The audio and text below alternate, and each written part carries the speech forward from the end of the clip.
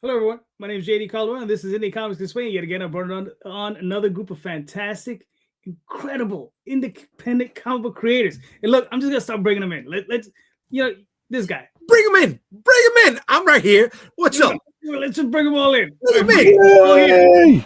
There you go. Can I tell you something right now? I finally know what this show is called after being on this show 100 times. What's funny is I'm on other shows and I tell people like, oh, I'm on shows, but I never say like I'm on Indie Comics Explained. I'm always saying I'm on JD Calderon's show. And they're like, oh, what's that show called? I'm like, I don't know, because whenever he opens up the show, he just races through it like he's about to lose the game.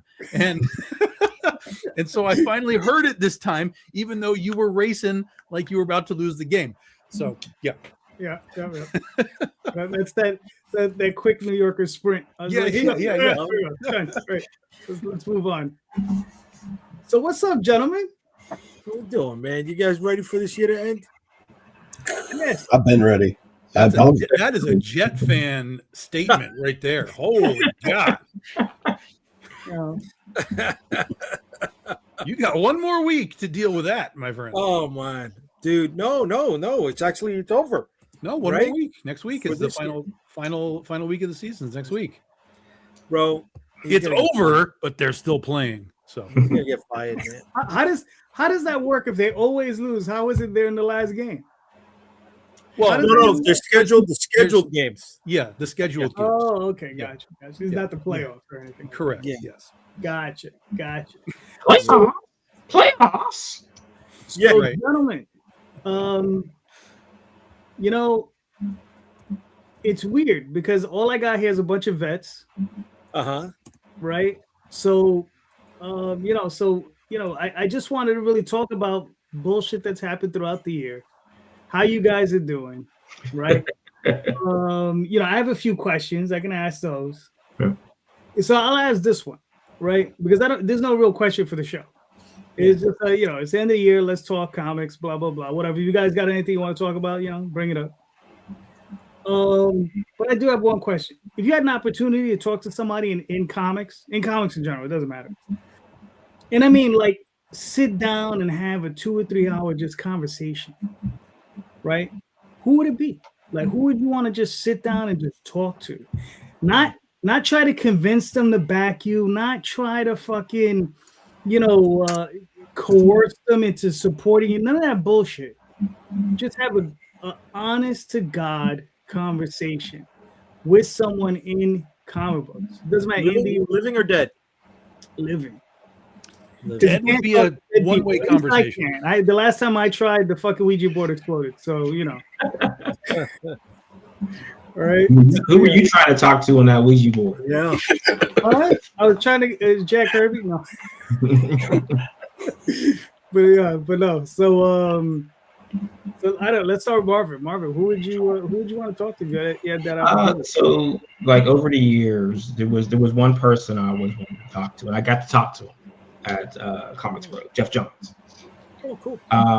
So it wasn't 2 hours; it was like 40 minutes. But I got to bounce things off of him, and got some good responses. And I thought that it was a good conversation. Like he's always willing, it seems like, to sit there and just jabber some more. So it's a good thing because I do the same thing. So it was good banter with Jeff. So that crossed that off my list. The one person I wanted to get a conversation with, I was able to do 2 years ago. Okay. All right, cool. Nice. Damion, who would you go with, bro? Yeah. Top of my head, Jim Lee right now. Like, what are you doing, dude? Like, what's going on? Like, either hits or either explodes in a blinding flash of despair, or it blows up. Like, and everyone's excited and happy. Like, what are you doing over there? I also I knew him and his history with Alan Moore, but like I kind of did a little deep dive earlier in the year on it, and I'm just like, wow, you fucked that man over. Like you just did him dirt. And I'd kind of like to, You know, I know that's old news, but I don't know. I'd still like to know. But like with him in the position he's in now, you know, him being in control of, you know, I don't know, what percentage do they sell? You think he's in control, but that's a corporate structure, my friend. He is in control of very, very little at that company. True, but I do believe some of the ideas are coming from him because but not the substructure. Situation. That's No. Buck stops with Jim Lee thing. No. And even with the Warner Brothers sale and all that, you know, like, where are you at with keeping this ship afloat? Like, what are you even doing? Like, what's going on? Yeah, I just want to pick his brain. Right. To me, I think there has to be a lot of confusion, a lot of who's going to get the reins of everything, because it kind of feels like that James Gunn is gunning for other things in that world, and that Jim Lee may be on his way to the outside. That's interesting. Now, okay. Damion, I got a question for you though. Like, so, because I'm fairly well versed in the stuff that Jim and Alan and all that stuff. So, I mean, what have you heard or read?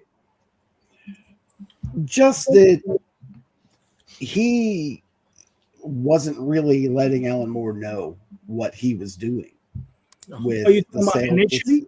Initially with the sale to DC and all that. Right. From Wildstorm to DC. Just that he wasn't seeing how much they used those IP in the last decade.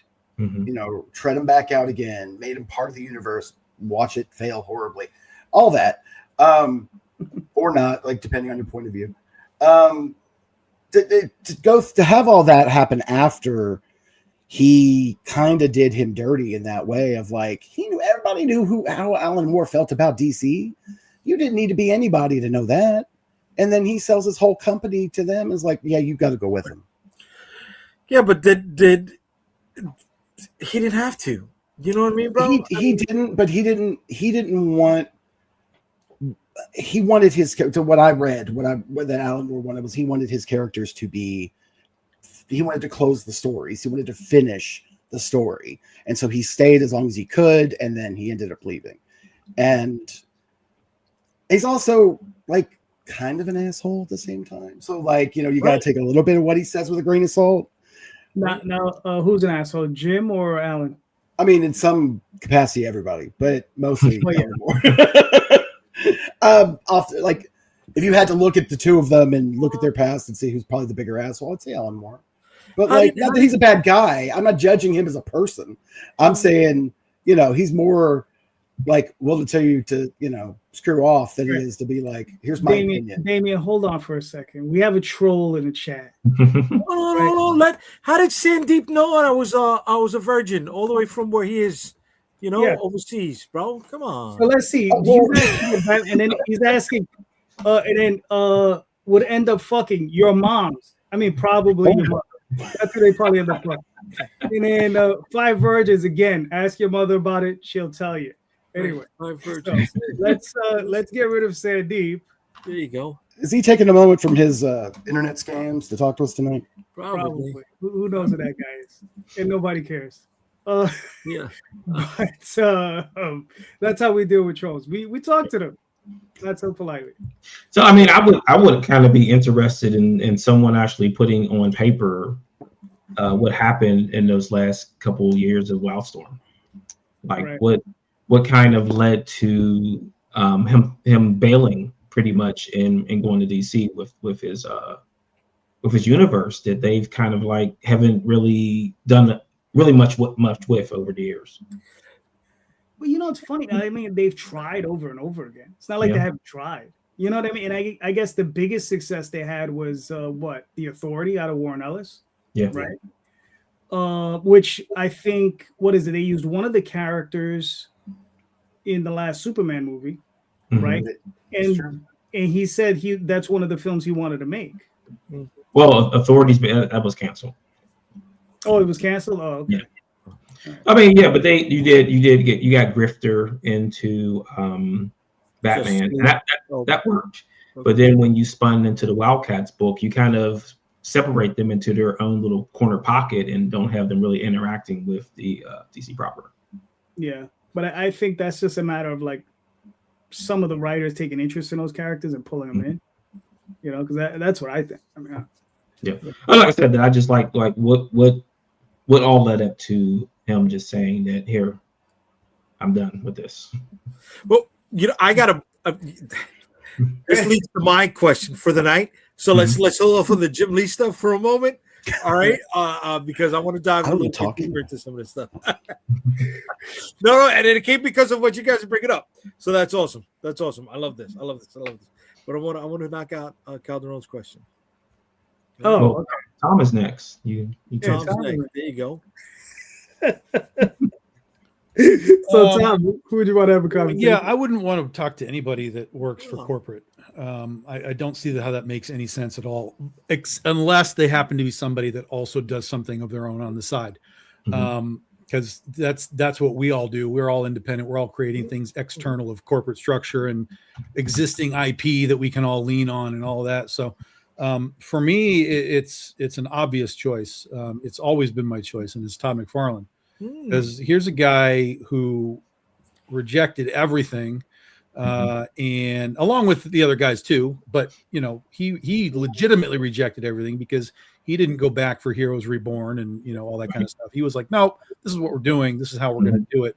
And then he took it to levels that no one expected. With his toy company, for own toys, and the licenses, and he changed the toy market. I mean, just. If you look at the entirety, not just the comic book world of Todd, but just everything that he did is remarkable, incredible. And Todd is even one of those guys that kind of figured out that Spawn as his sort of universe and world was suffering without his name attached, and he dove headlong back into it. He said, okay, fuck it. We're going back in here. We're resetting everything. We're my name's on this stuff again. I'm writing books. I'm inking stuff for these guys. I'm taking and of course he wasn't there previously because he was running a fucking $1 billion company with his toys and shit. But he realized like Spawn was his legacy. Spawn was what he needed to put his focus back on, and he came back into it. And now there's news that the Jamie Foxx script is done, and who knows what's going to come of all that. But Todd is that guy that has always sort of just spoken from where he's coming from. He doesn't really sugarcoat anything. Remind you of anybody else, So I think that I think he and I would kind of land on a similar plane as far as visually. What is the industry? Either that or it would just be this. It could be that. It could be that. But either way, it would be fantastic. I mean, either way, it would be great. Yeah. I had a chance to take Brian Polito to lunch one time back before I started doing crowdfunding and stuff. And I just kind of reached out to him. I was like, let me take you to lunch and just pick your brain. And he was like, yeah, let's go. So we spent an hour, couple hours. Oh, nice. Took me back to the early Coffin Comics. He's in new places now, but went back to that. And he was showing me around, like, this is how we do this and this and this. And so he was really cool to kind of give me that time and just impart, some of where he was. We didn't go deep into like what happened with Chaos, and that wasn't really the point. Point was just more like, okay, you're resetting yourself. You've found a new way. You found this crowdfunding to work. Like, let's talk about that and how you're doing that stuff. And so that was really cool. I did get to have one of those sort of creator experiences in that regard. Very cool. Yeah. I like that. I along Tom's lines, I'd talk to the Captain Kirk himself, Mr. Robert Kirkman. Because unlike Todd, he's not an artist, right? And I think that's where the majority of us are in that writer sphere, right? How did you get to that point without having the name attached to Spider-Man images or right? But you had that chance though. When he was on Digital Webbing and Pencil Jack, like everybody was on those two forums, so we all had a chance to talk to those guys. I didn't. You didn't? No. Really? Yeah, 100%. You weren't on those? weren't on the platforms on I digital? was, but I was not in the chats. I was looking for freelancers. Yeah, Yeah, that's where you found them in the chats. Yeah, Mark Brooks was there. Ryan Stegman was there. Really, all the guys. Yeah, but no, I get it, but you know, Yeah. he was still on the way up. You know, Yeah, he was a nobody like we are. Yeah, so that's the thing, brother. He's on Mount Olympus right now. Yeah. Right.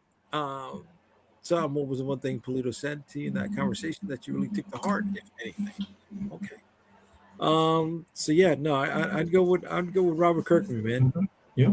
You know what I mean? Because like us, right? He started with Battle Pope, right? Yep. he was started with Tech Jacket. I think Tech Jacket was first. Really?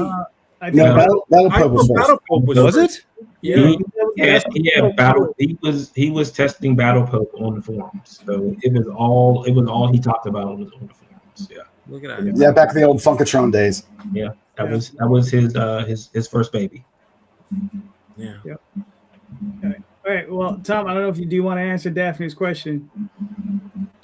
I don't think there was really like a specific thing that I took away, but when he invited me to go back and see sort of how they did it in the office, that's the part that kind of stuck with me.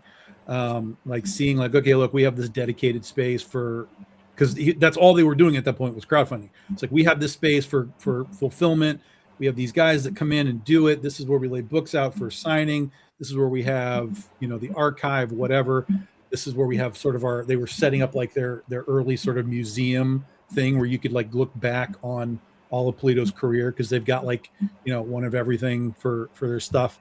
So it was sort of, I guess it was sort of like the infrastructure that I saw a creator had built like an infrastructure that was something that I hadn't seen from anybody that I knew that was making comics through all those years. And this would have happened about 9 or 10 years ago is when this would have happened. So most of the folks that I knew that were creating comics they were just basically just like me. They're sitting at home, they're making comics, they put their comics out and they do their thing. But I've never seen anybody like build a full infrastructure around what they were doing around this character, around this, and really at the time it was just Lady Death. They hadn't really expanded into anything yet. So it was just like, this is Lady Death. Lady Death is the foundation of everything that we do. And everything that exists in here is because of that. And we use that as the foundation to take the steps forward. So it was really cool to see that built out infrastructure, and that's always been in the back of my head now for so many years. And every time I've kind of taken that step to be like, this is the year that we do that, then it was like, well, now COVID's here, and now Diamond's dying, and now it's like, fuck, so yeah, it's tricky, because you don't want to be in a situation where you're like, hey, I'm paying these 5 people to do shit, and then like shit goes off a cliff. Like, oh my god. So yeah, we're still not quite there yet, but it's still in the back of my head. If somebody has something right by their mic, I hear sounds like underwater or something. Is it me?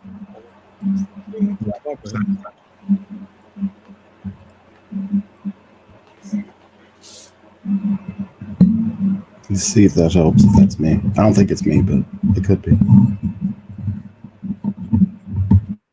Yep. Damion, It's you. The winner. It's the gain on my mic. It's a little rough. Weakest link.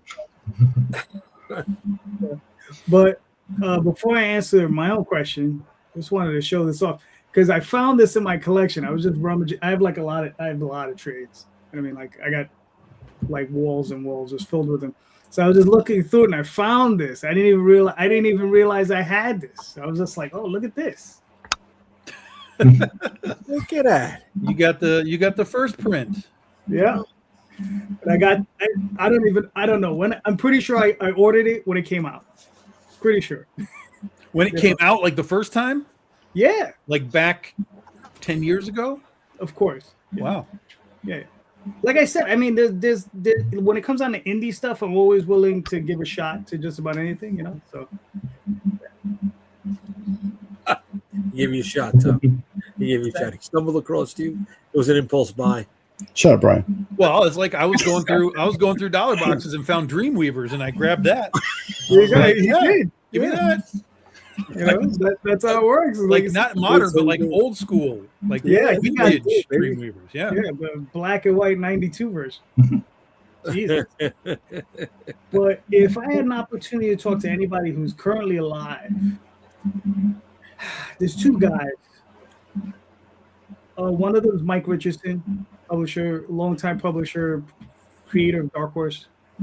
And the other one is Paul Levitz, the former EIC of DC. And I think those are two people that I wouldn't mind like sitting down and just really talking to them, picking their brains, seeing how, with Mike Richardson, it's a matter of just like, like how did he navigate through the whole thing? You know what I mean? Like when a lot of other companies imploded, he was still there, man, like a rock, like he didn't have, I don't think, they've had a lot of success. What's funny is if you hear them talk about it, they'll tell you that like 90% of their sales or 80% of their sales is coming from manga, right? And then they have the rest of it, right? But it's just, interesting how did he get the whole thing with Legends started, dealing with, like the stuff with Frank Miller and all that stuff, and just, just picking his brain about that stuff. And then also the countless amount of creators he had to deal with over the years. Same thing with Paul Levitz. I would love to understand, like, the one thing my understanding of Paul Levitz is that he took care of his creators, right? When they had TV shows out and they were using their characters, he made sure those guys got paid. And he said a lot of the creators, even though they were supposed to get paid, but he got them paid anyway.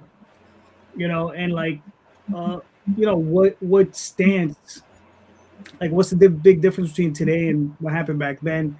Obviously, when he was in charge, they had massive sales, but what's the difference between now and then, right? What are the things that we see differently now? So, stuff like that. I wouldn't mind talking to those guys about. Jay, you're up, bro. All right, so everybody was bringing up Jim Lee, right? And I love that. He got the gears running. We know that the sale of Warner Brothers to Netflix does not include the print division, right? Is it going to be up in limbo?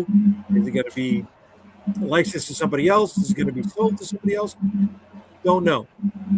But my question is to you guys: do you think Jim Lee goes for the ride with DC Comics, or goes back to Image, or just hangs up his boots? So I think that the interesting question is that where does it go? So is it part of Discovery then? I don't know. So how do they? So how are they going to make movies? And so are they going to license the characters? Well, the comics has nothing to do with making movies. They own the characters. If they're what Jay's saying is that there's no interest, theoretically, in them actually publishing comics. Right. It's just not what they want to do. Their print division and their TV division are not part of the sale, right? And the TV division includes TBS, TNT, those channels. Oh yeah. So that's all. That would all go Discovery. Discovery Global. I think it's what it's right. supposed to do. So what does Jim Lee do? Right? Does he go back to his boys? Does he get another seat at the table? Jim Lee doesn't go back to. Well, I can't say he won't go back to Image, but primarily he won't go back to Image because DC owns all his shit. Yeah, it's not like he can just like scoop up Wildcats and go back to Image. If he could, yes, I could see that happening, and it would be probably monumental. But because all of that stuff is owned by DC and whoever else up the chain, if he were to go back to Image, he would be starting at zero. But don't you think with the way that DC's handled all the Wildcats and Wildstorm stuff up to now, that he has no reason to stay? Like why stay for that IP, even though he created it, even though it's his baby? It's not like they've been because it's a paycheck. As long as he's there, he's still getting paid. He'll get regardless of his IP, he gets a paycheck. If he's just like, okay, I'm out and I go to Image, he has to actually start to create something new which he can do. I mean, I'm saying yeah. he can't create something 100%. new, but he literally comes out of DC, leaves everything behind, and goes, all right, I'm at ground zero at Image. What am I making? What's it going to be? It can't relate to anything that I've already got. That's not a, now granted, dude also has a bank account. He's fine. Right. So, he can coast if he needs to coast, but not all creators are built to just be like, time to create, let's go. We see creators sit and rest on their laurels for decades in some cases, and all they can do is reimagine what they've already imagined. So, that I think is really the trick is, Jim is in a position where he gets paid, he's in the circles, he knows the people, he has some connection into whatever extra media there is. But now once everything gets sold, who knows? It can all be splintered. It can all be shut down. They could kick James Gunn out if they wanted to. I mean, it could be a gigantic mess. So, but for me, I don't think Jim has a reason to jump ship unless he personally has some sort of internal conflict that's going on within it that we would never know about to begin with. I don't even think it'll be jump ship. I think it would be more like just a limbo for him. He's going to get that pay. He's getting paid. He got paid for how many years without lifting a finger? I mean, he spent almost 2 years doing, in an EIC-ish position and got paid. Who knows, who knows what he really would do. But I genuinely think that he's going to take a break. I mean, he's take a break, take his time. My power went out, apparently. Okay, Rob's still here. Good. How is this as a supposition? Wouldn't it be more interesting if he went to Marvel? Well, that almost happened. And not just as a regular person, but as an EIC, because Lord knows the current management team does kind of need a refresher. Yeah, but Jim in that position wasn't exactly overseeing greatness either. Do you know what I mean? It's not like Jim is going to walk in and like fix Marvel. Like what they did while he was in those positions, along with Didio, with the reboots and the rebirths and the 52, like there wasn't a great era of like that stuff's in dollar boxes, man. Like that no one's really concerned about that. Now, again, it's not to say that he can't do it, but I don't think that that's just a flip the switch and Marvel's back by bringing Jim in either. Because he's not going to be, he's already proven he's not going to draw, guys. He's not going to draw for you. Hush 2 is late by like 6 months now. Nobody cares anymore. Like he's going to come in as a editorial guy. He's going to come in as an idea guy. Covers. You might get some covers, of course. Yes, you'll get covers for sure. But that's the maximum you're going to get out of Jim. So that's another reason why I don't think that he would go back to Image, because again, idea guy. He's not going to sit and pound out comics on a monthly basis. He might write something and give it to somebody to do, but so you won't get that full Jim Lee experience like we've had in the past. That's true. You could always call up Brett Booth and get Backlash back, I guess, because that's the only character that they have left. Oh, that was part of the DC sale? No. Backlash has complicated ownership, so it wasn't part of that. Because people were asking Brett Booth when he was going to bring it back, and they asked him if he owns it, and he pretty much said some of it. Well, why do you think Brett Booth was living in a trailer for a couple of years before people had to like help him out? Like he lost tons of money in that deal, and I mean he hit bottom and has like gotten back to like just above the floor. Well, I mean, he's working for. Is he working for Todd currently, or he was working for Todd? He was. I think he might still be, but yeah, he was doing Gunfighter Spawn for a couple years. Yeah.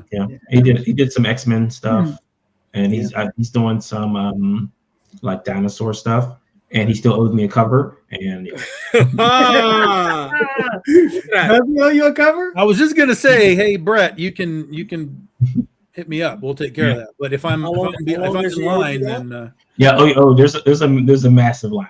Oh, okay. Damn. Well, then Brett, forget the covers. You can just come. I'll just give you stuff to draw. I'll give you pages. We'll give you a regular check, Brett. Anytime you're ready.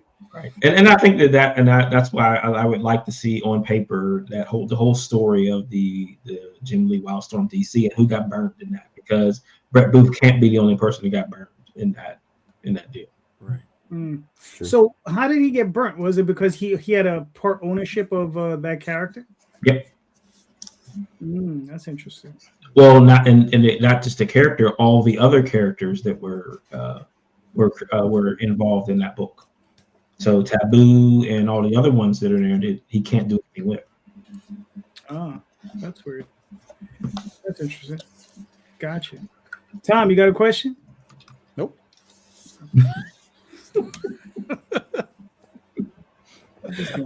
An answer? You have an answer? I always have answers. You always have answers. You don't have any questions though. Well, Marvin, Damion, if you guys want to step up, if you got anything, I got a question. go for it. All right. Question for everybody and anybody listening. So, after I just turned 49 in October, like I'm almost 50. After my whole life of trying to do comics to some capacity, me and my wife are finally in a position where I can quit my job and do comics. Oh, nice. So nice. as of December 1st, I quit my job. I'm doing comics full time. Cool. Pretending I don't know anything about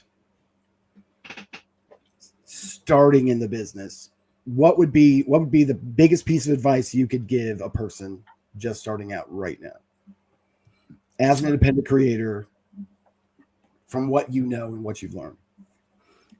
Marvin, start with you. You're gonna start with me. Build an audience. Build an audience. Build it again. Build another one, and never stop trying to build. Newsletters are better for you than social media because you can technically reach enough people to be able to push things forward. You're never going to beat the algorithms on Instagram, Facebook, and others unless you create controversy. That's the only way to beat the algorithms. And this is to bring this to a point. So we do streams on my channel. I play video games on my channel. So one of my videos that I did a couple weeks ago with a new game, it's not even out yet. It's a martial arts game called Acts of War or Acts of Blood. That video has almost 4,000 views. None of my other videos touch 1,000. The algorithm decided that it wanted to show that video continues. It shows me where it's being shown. It was on the YouTube front page. It's popping up on other people's videos. So I was like, okay, let's just test this out and see if I can hit that number again. Nope. So it's like, okay, and I picked up what did I get? Another 60 followers on YouTube from that. But yeah, I'm like, why was it just this game? This one game just blew up on YouTube and nothing else does. It's so weird. So can't chase algorithms because it's just like it's random. So create your own algorithm by All right, cool. Tom, what are your thoughts? So I hate the question because it's and I don't mean you. I love you, Tom. I don't mean you, but I get that question all the time at cons. Like, give me the one. It's an impossible question because I don't know you, right? Mm-hmm. I don't know if you're a writer, an artist, an inker, a colorist. I don't know if you are creating a book, want to get into Marvel, want to get into Image, there's too many variables. Do you know what I mean? So Marvin's 100% right, though. Anything that you do, you have to start by doing something that you know is going to acquire you eyeballs. So if you're an artist, for example, you're going to want to be drawing Batman, Superman, Wonder Woman, because people understand those characters and that's going to draw them into you. Oh, look how he drew Superman. Look how he drew Wonder Woman. That's great. Whereas let's say you have your own character and you're drawing your own character over and over again. That's fine. It's great practice. It might be working for your goals, but people will be like, I don't know what that is. And you're not going to get the eyeballs. Right. So, not you, Tom. Sorry, the comment that just came in. What was the comment? I didn't see the comment. Full-time comic creator. You already know how we've been friends he and I have been friends for 30 years. Oh, okay, got it. And so long story. I always there's always like different things for different purposes. Mm-hmm. Well, You know, would it for help me- if I gave you a little more context? Yeah, if you have like a more specific, Well, like, hey, I'm a writer trying to do something. I'll literally use my example. Yeah. I've been writing and making comics for, I think when I started making mini comics when I was 17, 49. I've had some hits, I've had misses. In the last couple of years, I've had a lot more misses than hits. And so I took about 2 years off. And right around the time I was getting back in, had a bunch of personal family members die, real hardcore, had to take care of life stuff. And so what I do is everything. I write, I draw, I color, I make my web pages, I do my social media, I do everything because I have no money to pay anybody for anything. Yeah. But I have nothing. But now what I've been doing for the last month is accumulating knowledge and trying to get a clear path. What I want to do is put out one book a month indefinitely. That's it. Okay, I have a couple of things for you immediately. One, change that goal. Putting out a book a month indefinitely. Change that goal. That's going to be crazy hard. Crazy hard. You might be able to build into it. But even when we started on purpose putting out a book every 2 months just to give us that little bit of buffer. Because here's the thing. As long as you hit whatever it is you're going to say. So like if you tell your fans, like this book is coming out every 2 months, as long as it comes out every 2 months, they will be there for you. They'll be like, hey, it's 2 months later. It's 2 months later. It's 2 months later. It's 2 months later. As long as you're hitting your goals, they'll be there for you. They'll be like, this is where it is. And then if you've done it for a year and you're like, we're ready, we're going monthly, they'll all be ready for you again. Oh, he's ramping it up. We got more books monthly. So I would on purpose tell you to start with every 2 months, particularly if you're going to be in any sort of distribution, Lunar or massive indies or whatever. And I'll tell you why. Because when we started and we did everything every 2 months, when they order issue 1 and they don't know what it is, they got to guess. We'll sell so many books, whatever. They'll buy that number. When issue 2 is available for sale, issue 1 will be on their racks and they'll get to watch the sales happening. Oh, look, this book is actually selling. And now we get to order issue 2. If they see sales, they're going to order more on number 2. Number 2s come in, they're ordering number 3. So you're getting that perfect storm of they can watch sales while they're supposed to order their next book. Hopefully the sales are good. And then, so for us, like with Penny for Your Soul, that's what we did. And we had almost no attrition through the 7 issues of the book. Almost no attrition, very, very little. Normally you get like 5,000 units, it drops to 25, it drops to 1,000 and you're dead in the water. We were like 3,000 or so, and it just hung around there for 7 issues and it just stayed there. And then as we did more, we managed to get some growth. So that's the first thing I'd tell you is start with every 2 months, build yourself into 1 month if you can. And then the second thing is basically just an internal question for yourself. You said you were doing this for a long time. You had some hits, you had more misses. Have you done sort of a personal examination of why you think those were misses? Okay. A lot of it was undiagnosed ADHD and anxiety issues. A lot of it was honestly, my life was more hectic than I was willing to admit, that I needed to take time to get my life into a place where it was working. So sure. that I could But what I'm saying is do you think that that's what made the comics miss, or did all of that happening mean that you had a good comic, but you weren't able to market it properly? Or do you know what I mean? Like, was it a content issue at the end where you're like, we didn't quite do what the fans would want? Or do you see where I'm coming from? I don't want to say it's not a content issue, because I have revamped things and gone over them over time. I've trying to find a way to put it. I've gone over this as many ways as I possibly can. I have mulled this over and chewed this fat, for so to speak, for literally decades. And what it amounts to is the story wasn't right. Mm-hmm. I wasn't in the right place. Mm-hmm. And I kept wanting to try, and because I have a desire to create, a burning need to make something. And when I did, I burned myself out so hard on creating it that I went, and I got to do it again. Oh, shit. Okay. And so I wasn't functionally in a place where I could do it again. And so I had a lot of starts and successful. Like I did great at cons. I'll bring my books to cons. I'll sell out every time.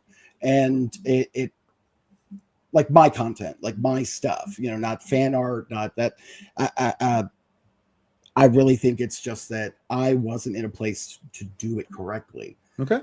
Where I am being consistent, quality consistent. I'm coming out on time. I'm meeting everything. I've had hooked my wagon to a couple of people that shouldn't have hooked my wagon up to. So even when I did have some of those things, I sort of took a zig when I should have zagged. Without going into any details, I've talked about this on the show before, and had to recover. And then literally in June of last year, I'm like, okay, I'm in a good place. I'm ready to start. Let's go. My mom dies with no will. So I have to stop everything I'm doing to focus on getting that straight. And so it's been a year or so, about July of this past year was a year. And I'm like, all right, what am I doing with my life? What am I doing? Am I going to quit? I'm going to keep going. Am I going to stop this thing? Or am I going to do it right the first time? Or am I going to do this correctly? And I'm doing it. I want to do it correctly, which is part of why I'm asking this question, because I am sort of approaching it. While I've done it so many times, I tried so many times, I am still sort of approaching it like a new person. Like I'm trying to start over the right way and not just hope it works out if I put enough force behind it. You know what I mean? Mm-hmm. Mm-hmm.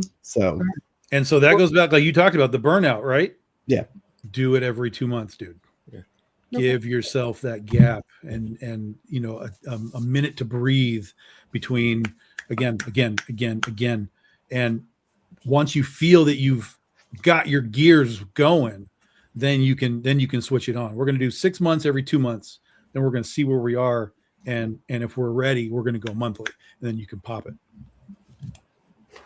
So and that's what I'm doing set in stone either. So I'm taking everything you're saying into account. Yeah. All right. So Jay, what are you thinking? I'm sorry to hear about your mom, Damion. Thanks, man. Me too. Thanks. If I realized I didn't sound right, you know what I meant. Thank you. Yeah, I know what you meant. Talking to a creator for the first time. Okay. Set your budget or take a little bit of your proceeds out. And if this is all you're going to do, put it towards your retirement. That's it. If you're doing this full time, right, and you don't got a company matching any contributions, prepare for the future. Prepare for that day where you can't lift that pencil anymore. You know what I mean? Prepare for that day where you've burnt yourself out for the last time, right? And you want to ride off into the sunset. Prepare yourself so you don't have to reach out to the Heroes Initiative for help. At the end. A lot of people don't look at that, man. And that's hard, man. How many of the creators from yesteryear do we hear about? Shit, a moment ago you brought up Brett Booth was in a trailer. Mm-hmm. You know what I mean?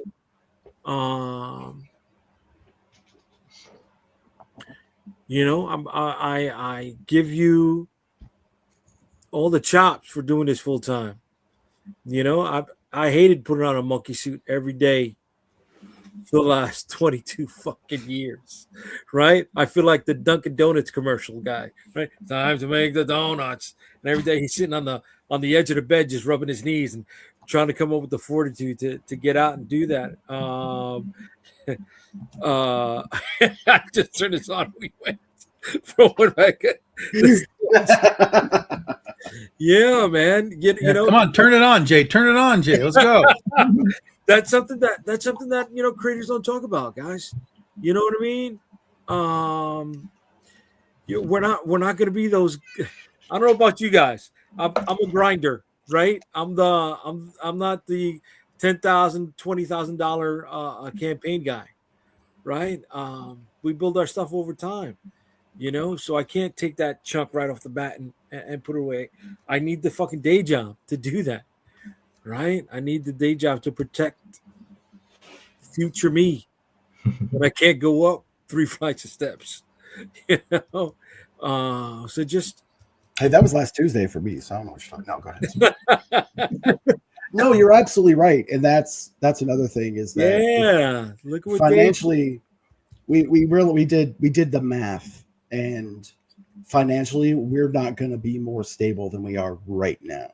Okay, for me to be able to do this, good, man. And I'm going into this with the full, not the fear, and not the expectation, but the idea that if this does not pan out the way I need it to pan out, I need to go back to work.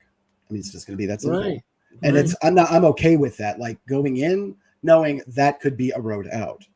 But that's also why I'm going into it with, if nothing has worked as well as you've wanted to in the past, it's time to start over from scratch and see what you've done. Take the experience, apply it to how you project going forward. I want to roll things back a second, right? Dave said, whatchamacallit, look at Rudy, 89 years old and he's still doing conventions, right? Mm-hmm. We romanticize so much about the arts. We really do. But, in the 70s and 80s, how many of those guys were, working in the sales department, right? In the ad department. They were taking editorial jobs just so they can have benefits. And we didn't hear about it back then, because there was no internet, stuff like that, right? But it's like we've built up this perception, right? This idea that comic books took care of all of their needs, and it didn't.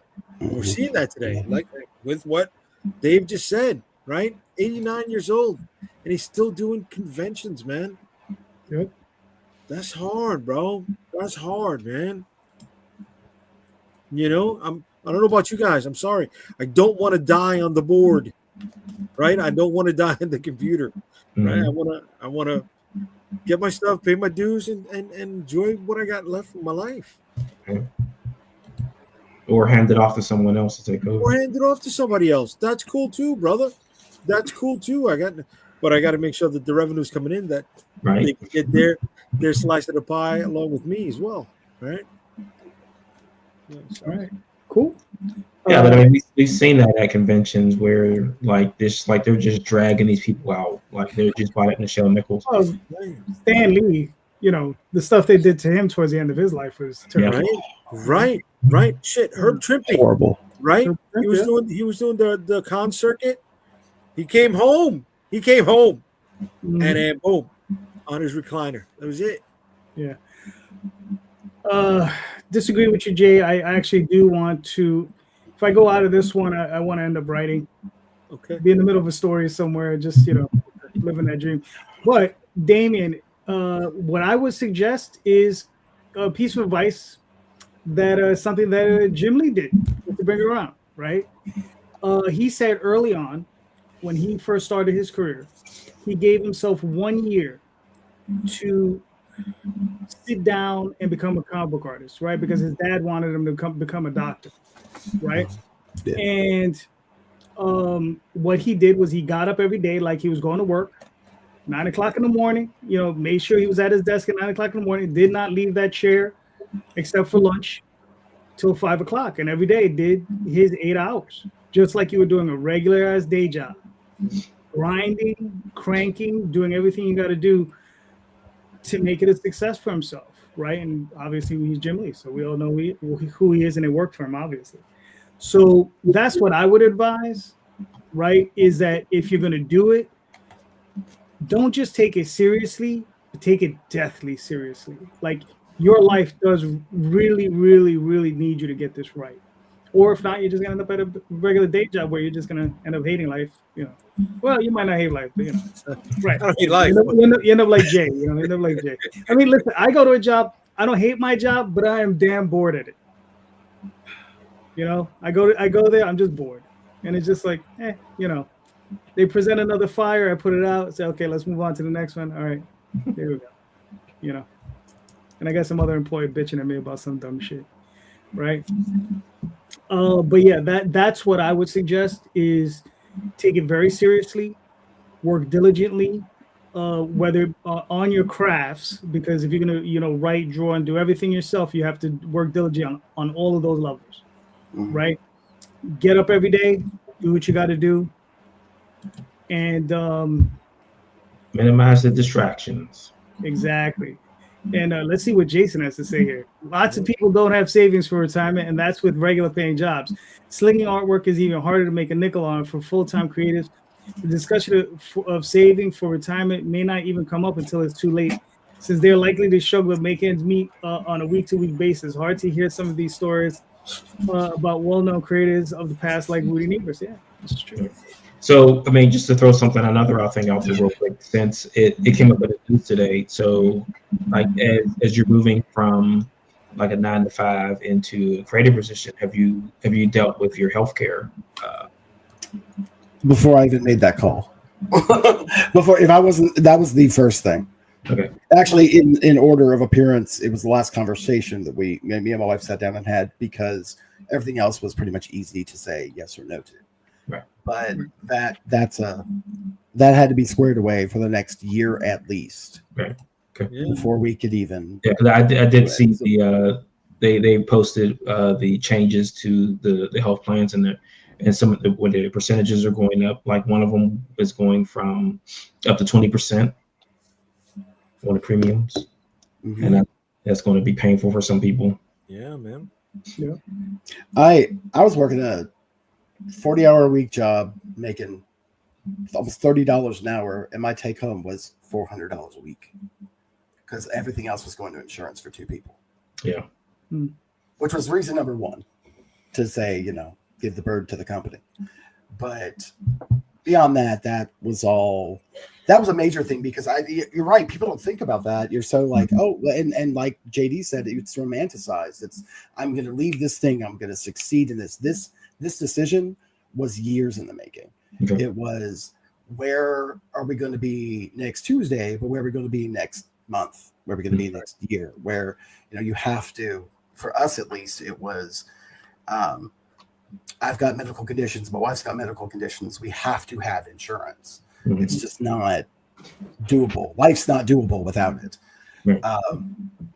So it was definitely a concern and something that we talked about. And I'm still finalizing. It's like we're covered right now, but there's some finalization I've got to do with what I'm doing. I'm doing something through my work it's Cobra, but it's something separate. Like it's Cobra related, but it's not exactly Cobra. Okay. So, and I'm still paying less in insurance. That's when I had a full-time job. So, yeah, these are all things that I'm definitely I've considered, and like my wife just finished 8 years of school. She's a marriage and family therapy counselor, and she can make more in a day than I can make in a week. It's that kind of like disparity as far as like who's making more and what. But there's the personal conversation. Okay, if I'm going to be home this time to this time, and like you said, I do it full time. I get up in the morning, I come to my office, I leave my office at the end of the day. At the end of the day, I go cook dinner. I clean the house. I'm here. Like that's my, at my half of that responsibility as her spouse. I got to learn how to live a life. These are questions I had to ask myself. Can I functionally do this and do this? And the answers were yes. In my case, that's not something I would recommend to anybody. It's really not. Like, don't do it unless you've got nothing to lose.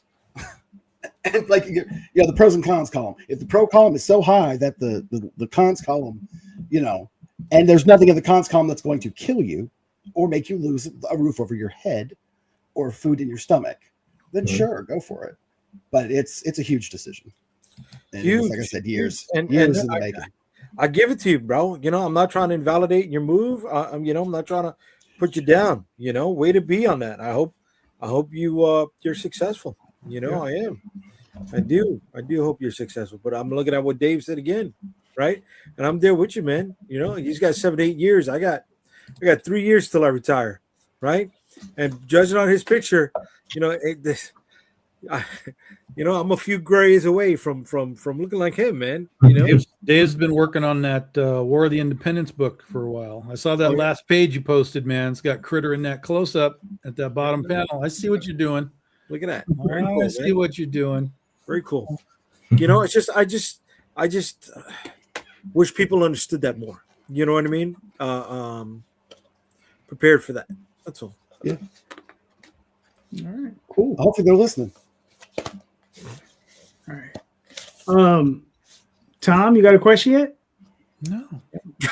Tom only has answers. He has no question. Tom, we're going to start calling him Jeopardy. He's only especially.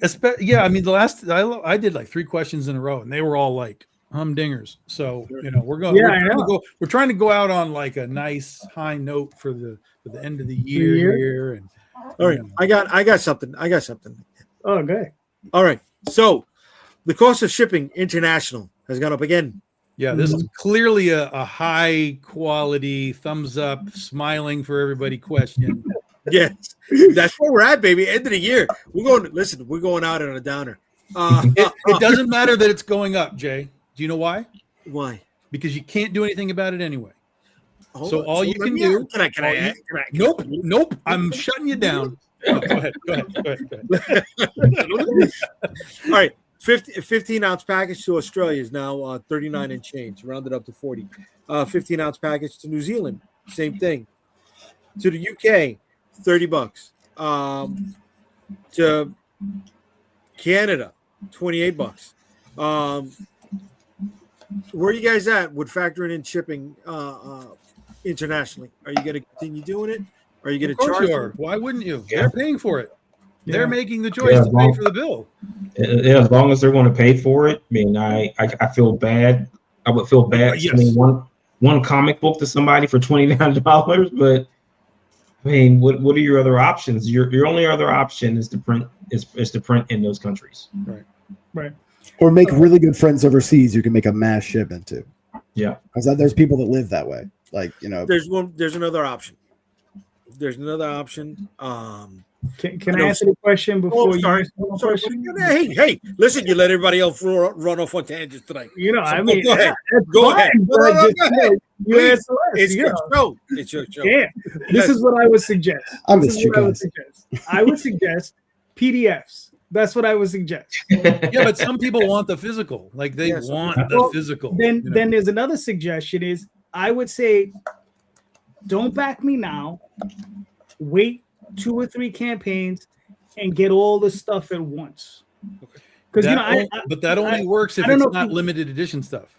Right. Well, that's true. But but also, like I said, I don't know if you noticed, I run a lot of campaigns. So, you could just like pile them up and then, I can ship it all at once for you. Or that could also be another option. You could say, I'll back this campaign, I'll back another campaign, and then not back a 4th campaign. And then we can, you can shoot me an email because I've done this for another guy. And I've combined all of these campaigns into one campaign and gave him 1 campaign for free, right? Because he had paid for all the shipping, all the other stuff. So you can have conversations with your fans. Yeah. You've got to let them know that stuff's available to them. Yeah. It's like build a box. Exactly. We'll hold on to this for a little while. And then once we get down the line, we'll adjust your shipping. And right. Yeah. I mean, so that is a question? Does that work out for more than just one person? Like, have you done that with more than one person? I'll be honest, I've only done it with one guy. Okay. That is a good idea. Like, I'll just hold your stuff until you've built up a big enough box for me to ship it when it makes sense. Right. Because this same person orders Daphne's campaigns. So we would ship my stuff for her stuff, and it would just be 2 Oswalds and Magi's Grace, the Dreamweavers, and one of her campaigns, and all go out at one time. Okay, now Jay, tell us the real solution, Mr. Post. No, it's not the real solution. It's just one more. And I was listening to a podcast the other day, and I know people are hit or miss with this company, the Comic Wellspring people, and they're now partnering with printers overseas to fulfill orders overseas. Okay. That's what I just said. I said that. You I mean, did? he did say that. Yes, Yeah. he said that. Yeah. He said, "I'll print overseas." Yeah. He literally said that, and you said, "Well, there's another way to do it." No, excuse me. No, print overseas. Yeah, but no, they're doing this over there over your initial order, right? They're doing the fulfillment for you through printers that have met their criteria. Yeah. Mm-hmm. So how many stations do they have then? That has not been announced yet. Oh. Right. Another company that does that is Lightning Source. So if you ever run anything through Lightning Source, I've done this. I did this way back. I haven't done it since. But if you have like European customers, they'll be able to ship it from their European. Yeah, but does that require you to send your entire thing through them, or can I just call them and be like, I need 5 things to go to UK, and they'll do it? Well, you do it online, but yeah, you would just be like, I need these 5 books printed and shipped in this country, and they'll do it. Yeah. But you have to you're not going to be signing books. They're not going to get any of the perks. Right. They're not going to get any of those. That's another one of the issues. Yeah, they're it's just going to the get the book. books. But you can give them discounted shipping though. Instead of it being like $40 for you to ship, it might be like $10. Right. And some So I people mean, care about the you would extra. have to add that into the campaign information. And what if they say, "Yeah, I want all that stickers and all the other add-ons and stuff"? So I mean, you'd be kind of stuck there. Yeah. Mm-hmm. So then you have to go back to the loot box thing, where I'm just building things up for you. But it's good to have options. So I mean, you could present that. Yeah, absolutely. I wonder what if Kickstarter could build something in for that, so that you can do a loot box kind of. Mm-hmm. That'd be awesome. Well, there's nobody in the comics division, Right? So, Well, it might be one of us. Maybe they'll hire one of us, and then we can quit. Is that they have nobody in the comics division now? No. No, they don't have anybody run. They don't have a head of the division. Okay. The outreach lead. The outreach lead. Turnover on that is crazy. Like, there's got to be an issue. There's got to be some problem that's being presented itself there. Is it an issue, or is it the Kirkman Manifesto thing? Build your name up with the company. Yeah. But I mean, all right. Working in a corporate structure, the only issue that I could probably see is that position is there to build sales, and if he's not building them fast enough, or to the quotas they're giving him, it sometimes it's better to step down than to be kicked out. Okay. That's what I can. That's what I see. Or it could be like Jay said, that maybe he's built up his name enough that he is like, there's a position over at another company, and they're like, well, we need an EIC over at Oni or something, and they were like, yeah, let me just step over. What are there. they going to pay him? Are they going to pay him $140K a year? Right? Are they going to let him work from home? These are perks. Listen, the reality would be like this. Working at Kickstarter, there's no pomp and circumstance about that.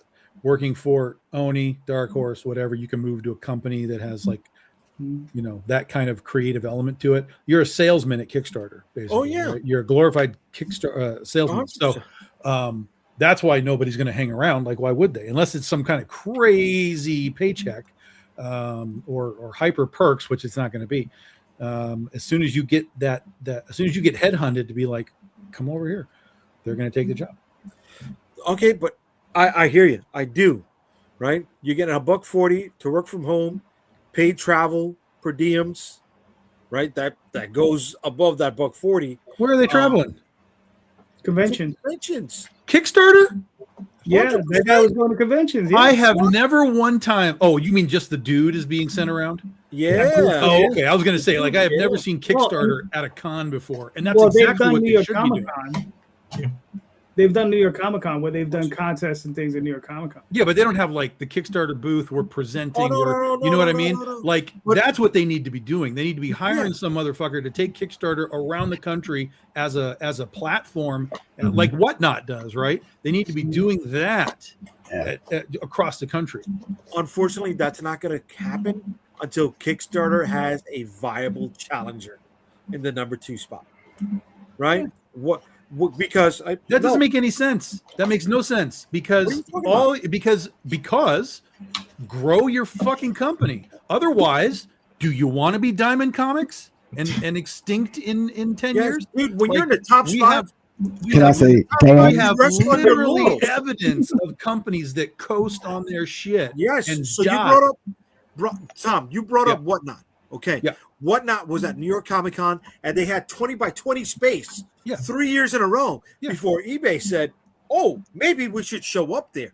Right? And finally, eBay 2 years in a row has set up a booth. They had a 10 by 10 spot, and this year they had a 20 by 30 spot, whereas Whatnot shrank their presence. All right. So that in our sphere, it shows. It wasn't until the number 2 place. Whatnot has become a fucking thrift store. Have you seen that place? Like it is not. Some elements are, but as a whole, that place is a thrift store now. I mean, even their advertisements have people on there going like, "Look, this is a $75 shirt I got for $4." Like, this is a mess, dude. That's not the brand you want. And if Kickstarter wants to stay ahead of anybody that wants to come in and maybe even level themselves up into some element of a live thing, which, by the way, they used to have in their platform. They used to have a live. But if they wanted to expand and grow and become something more than just this platform of sales for all these other people, fucking you're going to tell me that you can't get a comp booth somewhere at a bunch of these cons from these things that have creators in their artist alley? They could, but why do they need to? We're going to go there regardless. To grow your fucking company. Dude, they are the Xerox. To expand it to people that don't even know it exists.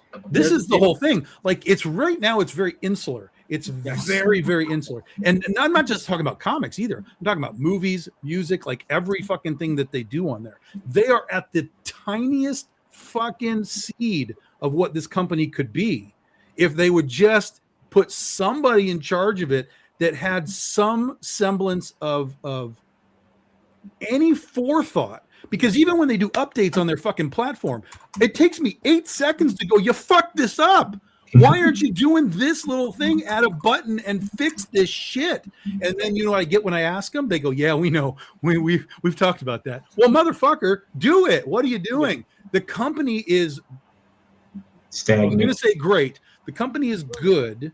It is working. It is functional. It is doing what it is supposed to do. It is growing when it is required to do so, because things like, all the little updates like putting images in your tiers and things like that, right? That's all fine. But it won't take long for somebody to figure out how to be better than Kickstarter in this world. And so Kickstarter needs to realize that and go, "You know what, motherfuckers? We need people at the head of this company that have forethought, forward thinking. How do we grow this thing? How do we do these updates and make sure we're not missing something every single time?" And that's why you're at Comic-Cons, number one. You're going to go find all these creators that are sitting around in Artist Alley and at their booths. You're going to say, "We want you on this platform. This is why." You're going to introduce Kickstarter to thousands upon thousands upon thousands of people that don't know what Kickstarter is, because all they're there for is to go see a TV show personality, right? And you can say, "Well, look, yeah, it's comics, but there's also people on here that make indie movies and indie music, and there's blah, blah, blah, blah." So it is endless what this company could do, and they sit on their thumbs 6 days out of 7.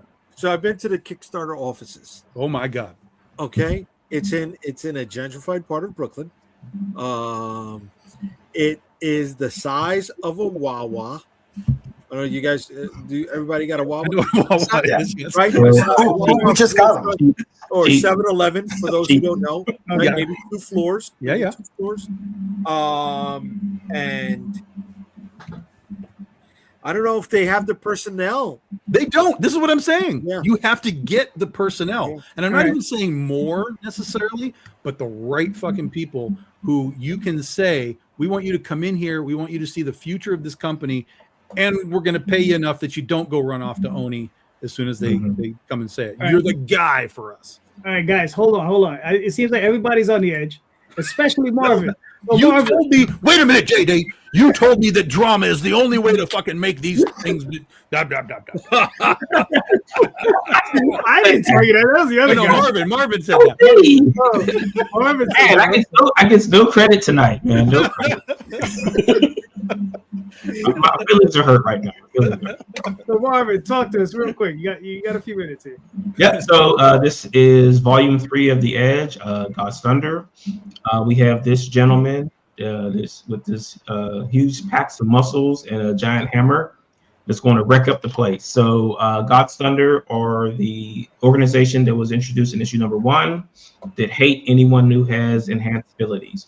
So how do you beat people with enhanced abilities? You get someone with enhanced abilities to do your dirty work for you. All right, cool. When is this coming out? When's it launching? This should be launching in March. All right, nice. All right, cool. Looks good. I don't know if I have any other questions when it comes out to this. This is what issue is this? This is volume 1? This will be issues 10 through 14. It was originally 10 through 15, but 14 is now going to be a double-stacked issue because I couldn't find a natural break in the story, so I'm just going to go right through. Marvin, get a logo in your image. My God. It's coming. Okay. All right, cool. Well, it's looking good, everybody. Go back this campaign. Great books. I thought we had moved past this. Don't put words in your images crap that Kickstarter tells you to do. No. Brand your shit. Marvin, you know this. Brand your shit, Marvin. Hey, look, I'll give you an example. There it is, branded right there. Magi's Grace, 133.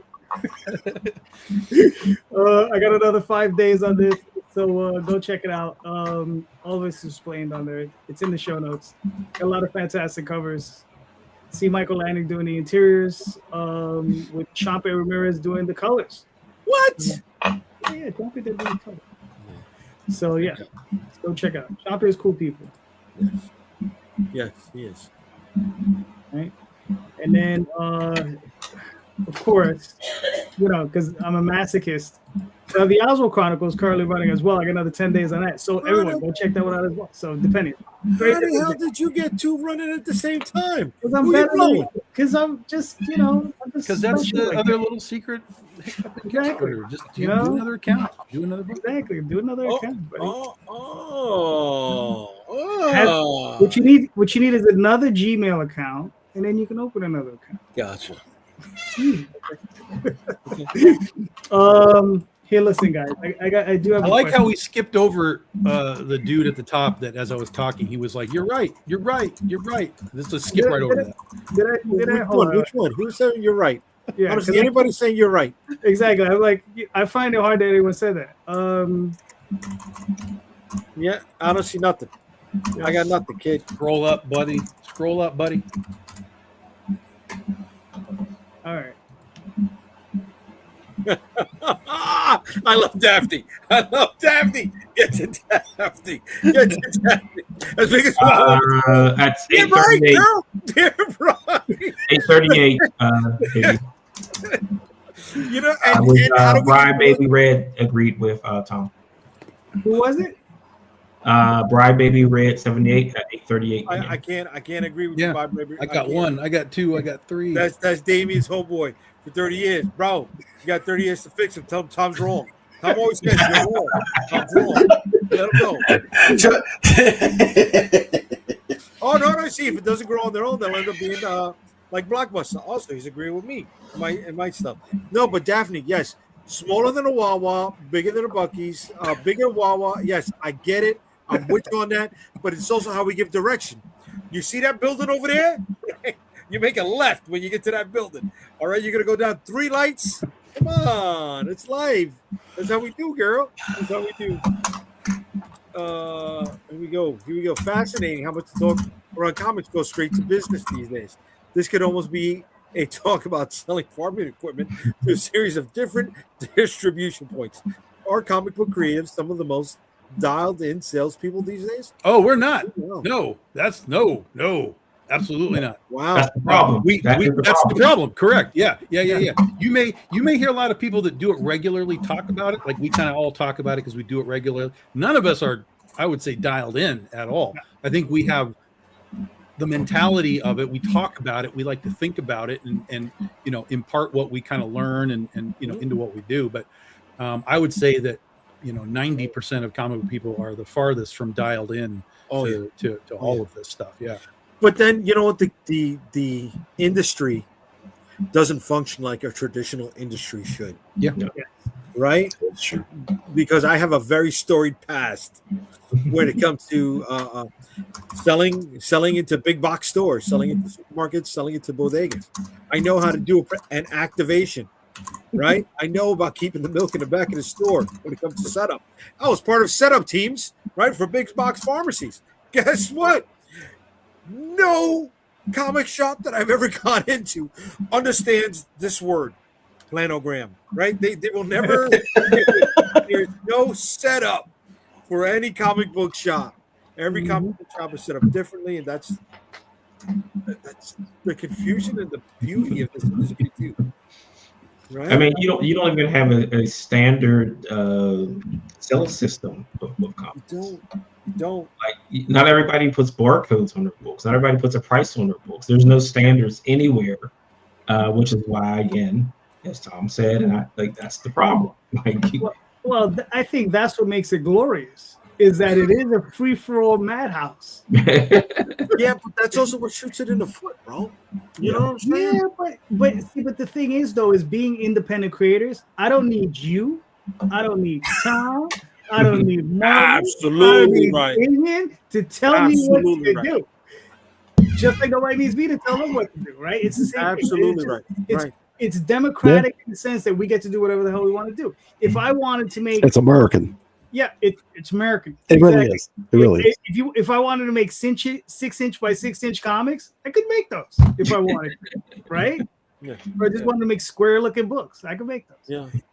So, I mean, that's one of the things is well, and crowdfunding blew the gates right off of the keepers' houses. I mean, it really changed everything that you are able to do, because now you could always make a 6x6 comic if you wanted to, but now you actually can take it to market without ever putting pants on. Yeah. Exactly. You can make a whole entire book and not draw feet if you want to. Yeah. Well, we have professionals that do that. And listen, You make a living that way. you can have 5 guys on a podcast with no pants on. Here we are. Don't make me stand up. All right. Hey now. You got his jammies. It's the end of the year. The view count just shot to the roof. You know? Smoke them if you got them. Just clip that and put it on TikTok. We'll have 100,000 people watching next week. There you go. But it's funny. All right, to Jason's point, right? I do have a question for everybody, right? Mm-hmm.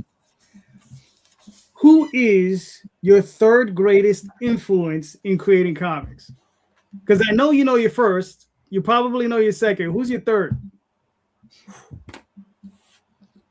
I mean, I'm gonna have to go out of comics for that, because like I would say Stephen King is a big influence when, as far as his ability to like reach out and grab everything in his universe and pull it all into one thing. And if anyone has watched the Welcome to Derry show, you can see that other people have taken that influence and just wrapped it up so greatly. You guys watch that now? No. Same. Jace. Well, the TV series. Yeah, him in general. Like, it's reading my way from through every book of the Dark Tower series and just seeing how he, it's the spindle. I'm sure this sounds familiar because I'm ripping out from somebody, but the Dark Tower series is the spindle that his universe is spun up, and dealing with alternate realities the way I do in my book has been highly influenced by him, with major trying not to rip him off. Like, okay, I love this so much. Can't use that. Okay, let me figure out another way that might work. Right. But yeah, I would have to agree. My third. Yeah. So if you guys haven't seen Welcome to Derry yet, I would recommend it. Now that it's over, I'm that clown shit is not good show. And hopefully that kid becomes Robin. Also, can I say I was not prepared for the teardown of Stranger Things that happened since Christmas? Like, wow, holy shit, are people dogpiling on this? Mm-hmm. Well, you got to kind of expect it. What is it? Is it something that went longer than it should have? Yeah, but the first portion of the release got good. People were like, "Yeah, we're back! Like this is cool." It still had got its detractors, but it wasn't like the dog pile that it is right now, where people are just But like, it just "You know, seems this like is garbage."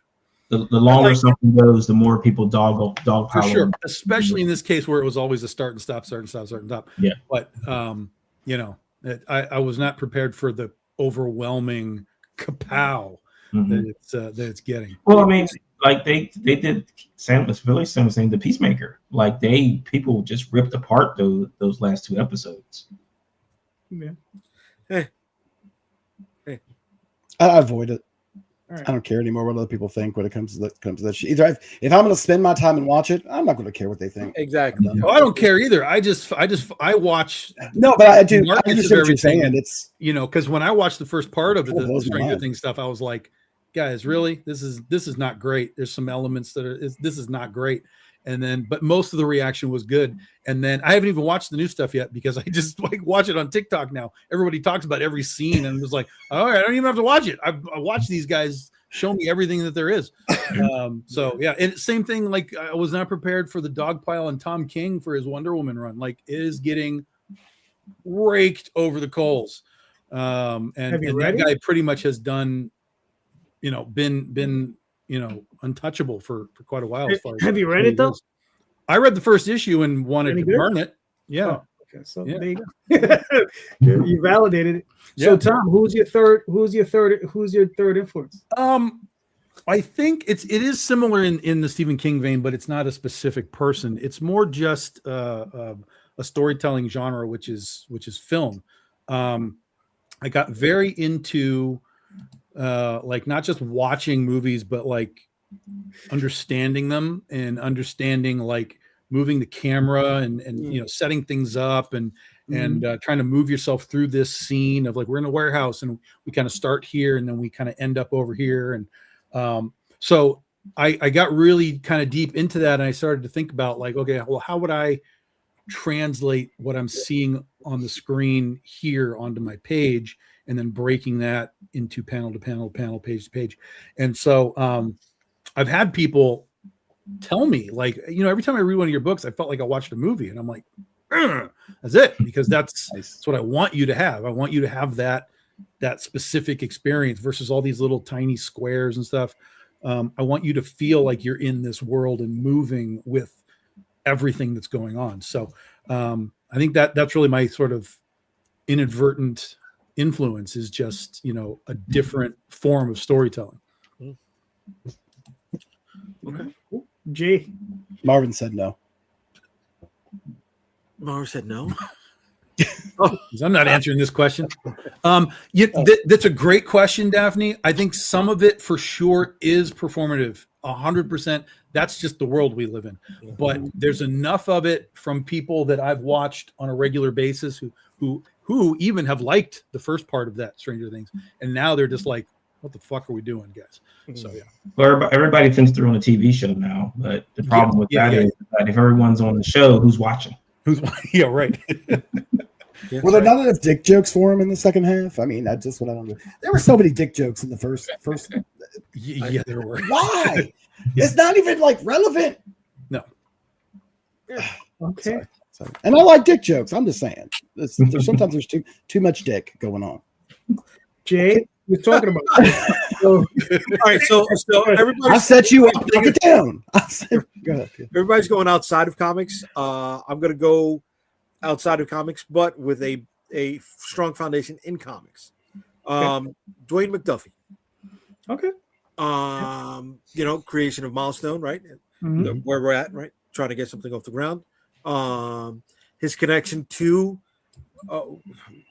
my favorite C-level Marvel character, Battlestar, who's the influence for my character, my flagship book, Shield of the Interceptor, and how he got that character's name changed from Bucky to Battlestar, and the backstory behind that, and the camaraderie between him and Mark Greenwald, who is my number 2, by the way.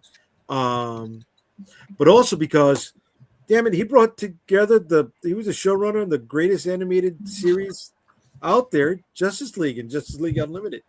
Wait, who is this? Dwayne McDuffie. Dwayne McDuffie. Okay, yeah. I get him and Darwin Cook. Every time I hear their names, I cross pollinate. Okay, yeah. Gotcha. Yeah, and Dwayne McDuffie was showrunner on Justice League Unlimited. The only thing I really didn't like of his was the All-Star Superman animated movie he did. But that's because I really didn't like All-Star Superman, the book, either. But you're talking about the Frank Quietly? Yeah. You just shut up, man. I'm not a fan of it. I'm not a fan of Quietly. I'm not a fan of Morrison. I'm not. I mean, that's fair. I mean, listen. This is the only Morrison book I've read that I ever liked, but only the first half of that. The second half of it with Bizarro and all of that falls off for me. But the first half I like. The only thing I like of Morrison is his JLA run. Yeah, his X-Men run was not great. No, I did not like it. I was not with that.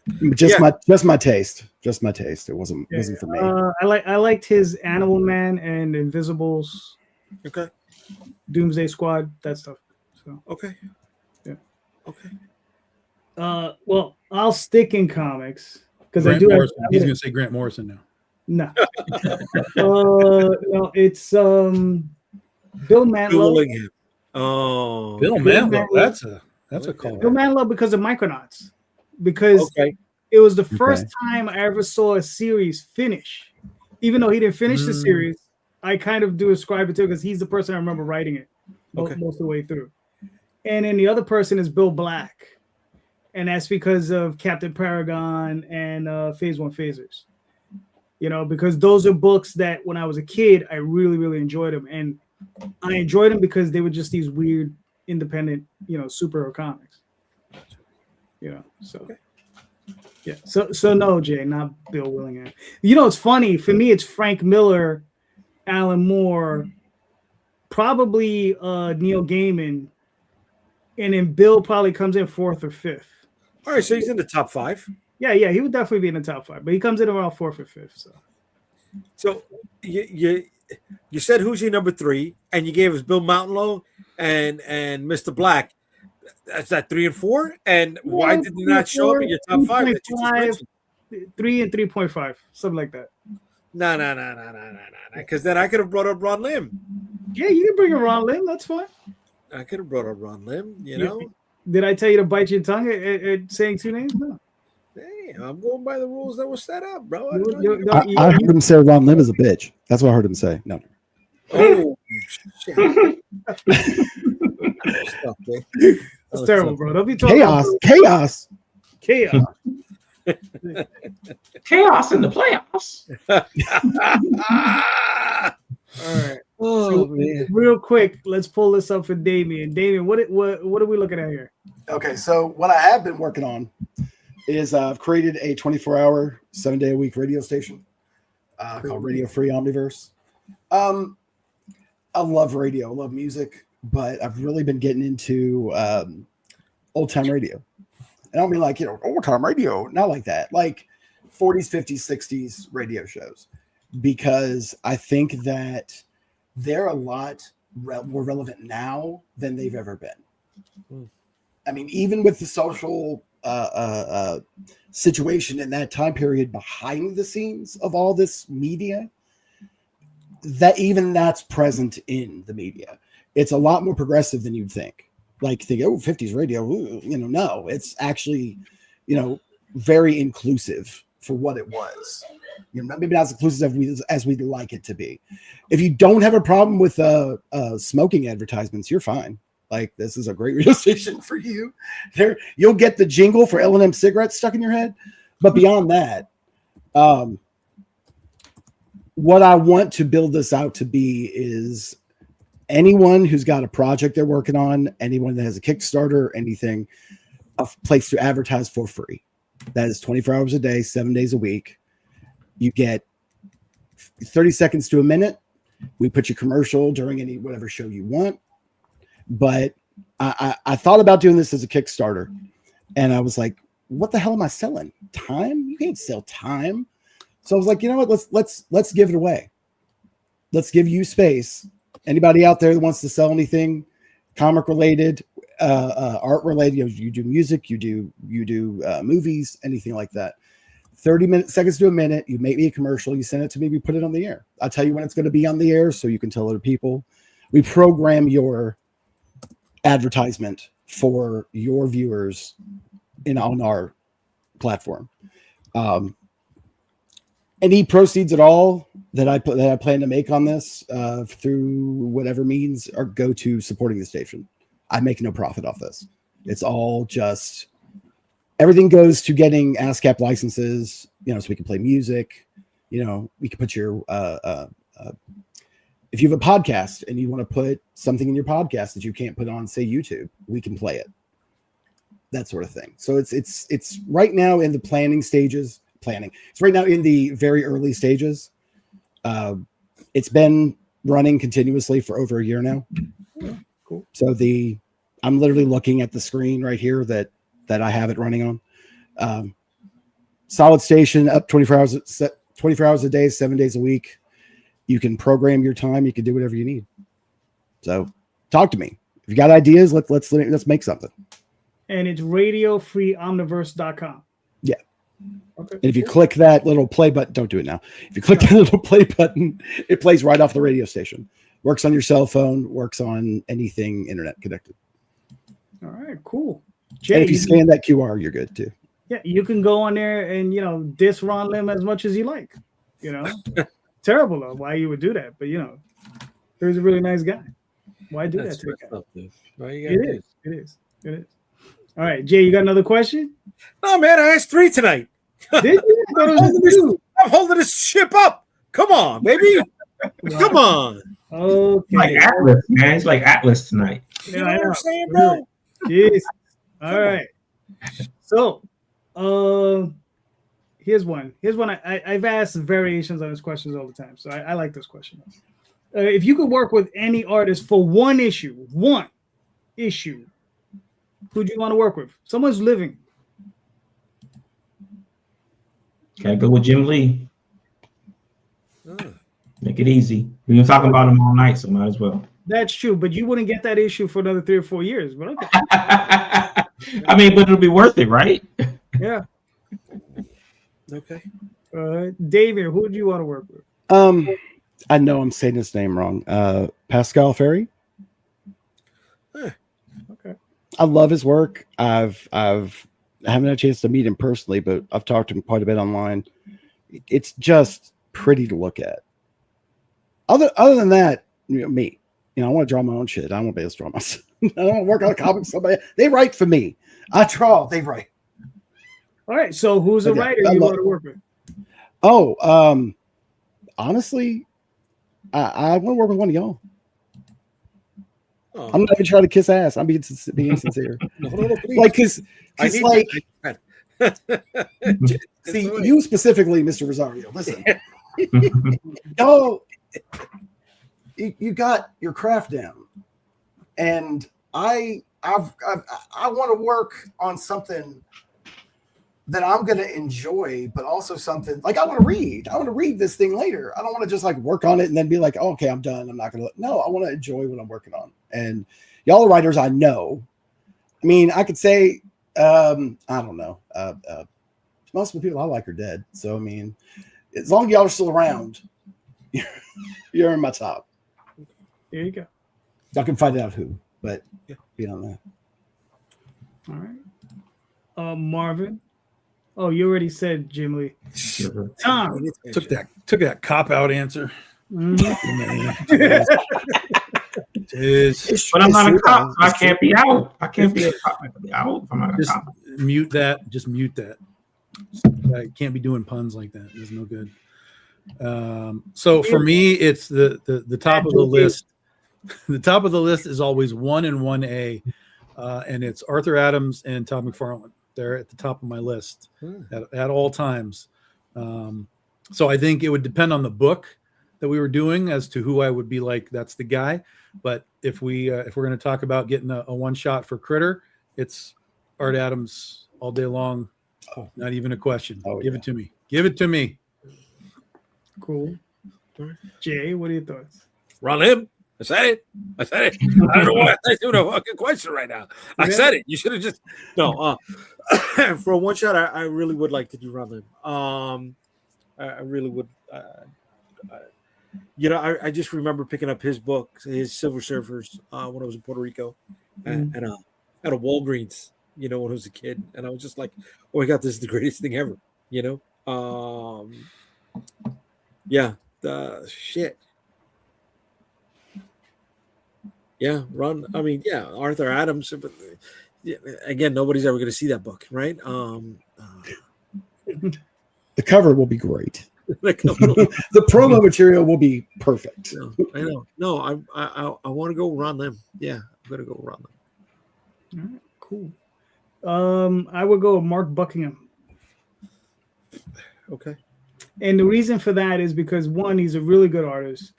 Two, his storytelling, I think, is far and beyond like what a lot of other creators or a lot of other artists can do.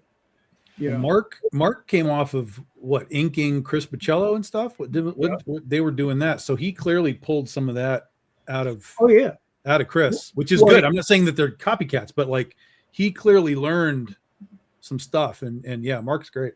Well, I think also the thing you also have to remember, the thing with that series is that Bichello left early and Mark aped him for like I think 2 issues, and I have those issues and I looked at them and it's really hard to tell. Wait, which series are we talking about? Death, the High Cost of Living, I believe it was. Oh, okay. Yeah. And Bichello was he left.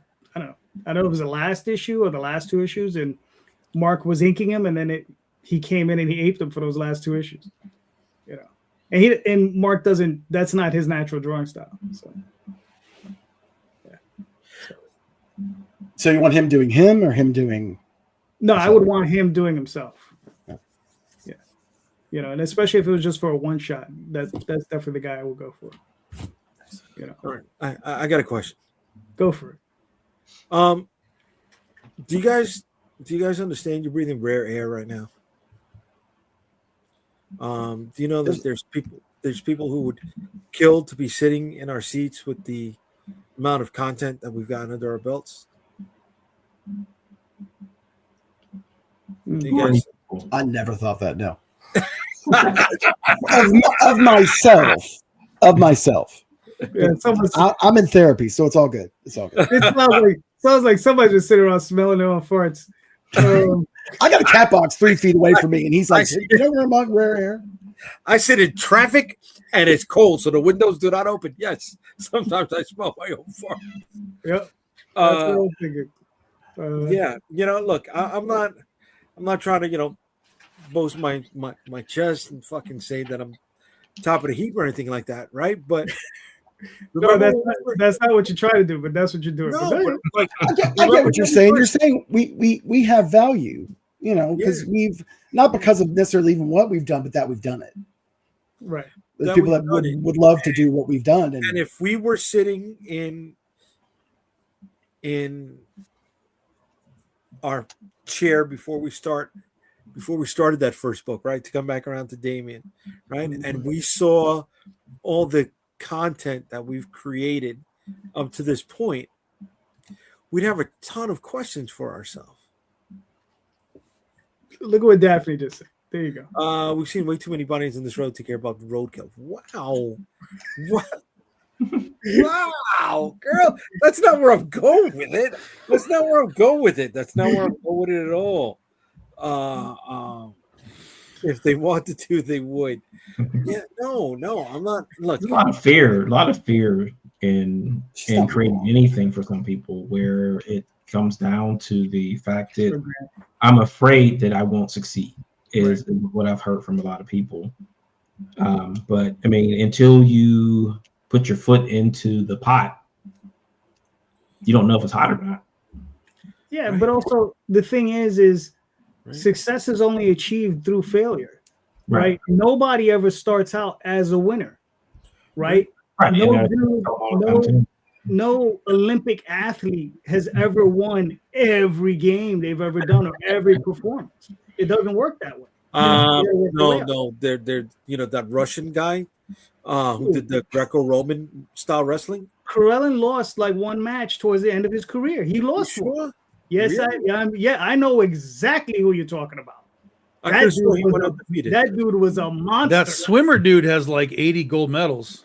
Yeah, but the thing is, here's the thing though. When I'm talking about before then, they started training up to get you to got where to they build to your gold medal. Exactly. Yes. You know, they lost before then. Trust me, they lost. So I mean, you know, Michael Jordan lose a lot in college? Nobody did once he got drafted.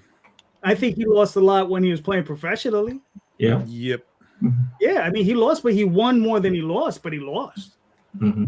Right? Yeah. That doesn't mean he wasn't, you know, great at what he did. The greatest of all time. We'll just put it out there. Clip it. The greatest of all time. It's funny. I was watching the thing on Ricky Henderson today, right? And how about wait? Bobby Bonilla is still getting paid 20 years after he retired. That's deferred payments, baby. That's the biggest winner in the history of sports. Payments and fucking interest. He is the fucking man, right? But like, I'm looking. I was watching the thing. Son of a bitch. Sorry, him, Brian. Yeah. I was watching this documentary today on Ricky Henderson, right? Mm-hmm. And he caught flack because he said he was the greatest of all time when he beat the all-time stolen base record, right? And not bragging if you can back it up. There you go, right? But then that night, Nolan Ryan pitched no hitter, whatever. And they tore him to shreds because they said Nolan Ryan was classy because he didn't make a big deal about it, and Ricky Henderson did. But Ricky Henderson was also a selfless player, right? We're selfless players, dude. Here we are. We're sharing this information that we've accumulated for years. I'm sorry, Jack. Did you say selfless or selfish? Who sells fish? Selfish? We're all selfish. I'll see myself out. Selfless. Selfless. Okay, no. I was just, I just want to make sure. Here we are, right? Every week, we're sharing information with people, right? We're giving them the keys to the car so they can drive it wherever they want to. Get to the nitty gritty. You know, and we're here. We fucking, I don't know. At the end of the day, just be proud of the work you guys have done. I'm proud of it. I'm proud of it. Even the first ones that I cringe. Look at it. I thought you just said you were being something. You're proud of the stuff we did, not just you. What up, my mouth?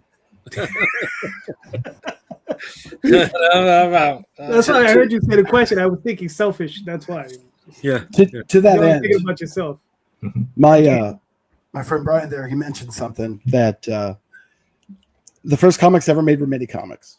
There was a theater playing Rocky Horror Picture Show in an area of town, and I went there, and well before the book, that damn book Twilight, I had a character named Twilight, and I did like 8-page mini comics, and just they weren't great, but they were good. They were, to me, the best. And I'd go to Kinko's, I'd spend $5, I'd print as many off as I can, cut them out, make them up, I'd go sell them up there for 50 cents a piece. And every time I'd sell out, and I only had like 14, you know, it wasn't like I'm selling 5,000 copies. No, it was like I had a jacket that they would fit in my pocket, so I didn't have to hold them so they wouldn't get weird and foldy or crinkly. And I would like literally be like, "Hey, you want to buy some comic books?" I did, because I'm a weirdo. Yeah. And it had a van. And I didn't drop my pants. I just opened my jacket. That when I made the decision I made just recently, it was like, that's the kid that I'm doing it for. Yeah. Because I still want to make like that. I still want to make things like that. I want to read. I want to make a story that you did steal that jacket, Brian. It was a denim trench coat. Look, I lived in Louisville, Kentucky in the 90s. What do you want from me? So, but yeah, it was Louisville. You shut your damn mouth. I don't know. Looking at it, it's Louisville, right? It's Houston. Louisville is actually how it's pronounced. Louisville. Yeah, dude, it's beaten in our brains from childhood. That's not the point. But yeah, like I see what you're saying. I mean, but feeling that way also makes me want to do more. Yeah. It makes me want to like do more and maybe if I can be more. You know, I've got a lot of learned. My experience alone may feel like this, but there's somebody out there that might want it, or there might information they might have. I haven't been on the show in a while because I have. Yes, I'll do it now. I'll go to cons now and do it if I want to. I'll show everybody. I like it. Looneyville. I like that. Louisville. Oh, sorry. Louisville. Louis. It's all kind. Yeah. Louis. It's. I tried to be serious. Came on the wrong show, David. No, but that's my point. Is like, I want to do more. I want to make more. I want to put the stories out in the world that might change somebody's idea or somebody's point of view in some way. That's why I want to create. I want to leave the world a little better than it was before I got here. Why do I feel like I can tell those stories? Maybe that's self-importance or an overblown ego in some capacity, but fuck it. I want to do it. Somebody's got to. See, I told you that's a callback to last week's show when I said everybody starts with ego. Right there. Oh, yeah. Oh, 100%. Of course. 100%. Yeah. Icarus. Everybody thinks they can fly. You know, some fly too close to the sun. Some never even get off the ground. What you trying to say? No. What'd you call me? Me and Ron Lamb? Come on, man. But that's comics, right? That's comics, guys. So hold on now. Yeah. We got 2 people in here, 3 people, 4. No, you know what? All 5 of us have done, or have done some shade of it, or in the process of doing it. Toys, right? Oh, so where is everybody with their stuff? Like I'm right here with my stuff. There you go. I have that same one upstairs. Never on camera. Jeez. No, Never on camera. I pulled out your book. That's true. That's true. That's fair. Pulled out your book. Come on. That's fair. So Marvin, what's going on with your figure, man? I mean, I know you're still gonna do it. Here's the put it in the wrong spot. Here's the Kickstarter, and over on the other desk, I don't know if I can situate the camera enough to display this, but I will pick it up and try to do this. So on the other desk, I have the pieces of the prototype. Oh, nice. Oh, cool. Pretty. Nice. Very nice. Yeah, so that's where we're at right now. That's the first cut? That is the first cut. Way to be, bro. Way to be. So I'm putting that together myself right now. I've got 2 others going out to action figure photographers. I will be at Toyland this year. I will be an invited guest. Nice. Very, very, very nice. Yeah. Nice. So that's end of March. Now, Morgan, Yes, sir. why is that? Like, how did you achieve that? How did you achieve getting invited to the show? So, because I have my suspicions. Okay. you have your suspicions. So, I signed up as a vendor, and they called me and said, "Hey, do you want to be a guest at the show? And I'll waive the table fee." And I'm like, "I do." It was just that easy. Okay. Are they going to let you host a panel or anything? I'm going to talk to them about that this week if we can do a panel. Very cool. When is it? Nice. That is end of March. End of March? Yeah, 27th and March 26th, 27th, 28th, I believe. Or is it? No, 26th, 27th, 29th. Or right about, yeah. Skip it. Yeah. I'll put it into the chat so you guys can check it out. Okay. But yeah, that was great. They were like, "Oh yeah, I'll waive that table." We're like, "Yeah, because that saves me $400." Nice. All right, cool. Damion, I mean, I know you were Wait. You said you had suspicions. What were your suspicions? Oh well, I mean, this was like, because I know Jay wanted to go to that. Was that the same show you wanted to go to, Jay? No, I was gonna do Joe Fest again, but Gotcha. Yeah. Joe Fest is in summer, right? June 19th. That weekend. Yeah, I just figured you talked your way into it. Well, I mean, that's what you do. Yeah, that's my thing. So Damion, I know for a little while you were doing toys and stuff. Like, what? Where are you at with that? Why did you get out? There you go. People were going. It was like right after COVID. It was like 2021, 22. I'd had a couple of bad interactions with people who essentially didn't want my name on their work, but wanted me to make their work. And it came down to, no, if I'm designing it, if I'm designing everything for it, you have to put my name on it. You have to put my logo on it. That's it. You don't even have to give me a cut of the money. You're paying up front anyway. So it really came down to a couple of people were like, well, then I'll go find somebody else to work with. And then they never ended up putting anything out. Mm-hmm. So I'm like, well, sort of vindication, also sort of sad that I didn't get to work with them. But I've also been acquiring a few pieces of equipment recently. Cool. And part of this move back into making comics is going to be accompanied with some newly designed action figures. I've gotten the joint structures built out. I've got characters built out. I also am talking to someone about, I've been given the go-ahead. No money's exchanged hands yet because I want them to be happy with what they're getting. Potentially doing a relatively well-known indie character. So cool. I can't say who yet, but there'll also be a comic and a game attached to it as well. What kind of game? RPG. Oh, what kind? TTRPG. Yeah, sorry, the important part. I left that part out. Just like a tabletop, something I've been working on for a while. He's trying to get you to spill the beans on the name of the game. Oh no, I just I'll tell you off the air. But card game, is it tabletop, is it a board game? When you say game, you can't say RPG without putting the important part in the beginning is the TT. Right. There's a joke there. I'm leaving it alone. So yeah, that's what I got going on. Making them better, cheaper, but stronger and capable of being more of what's commonly on the market.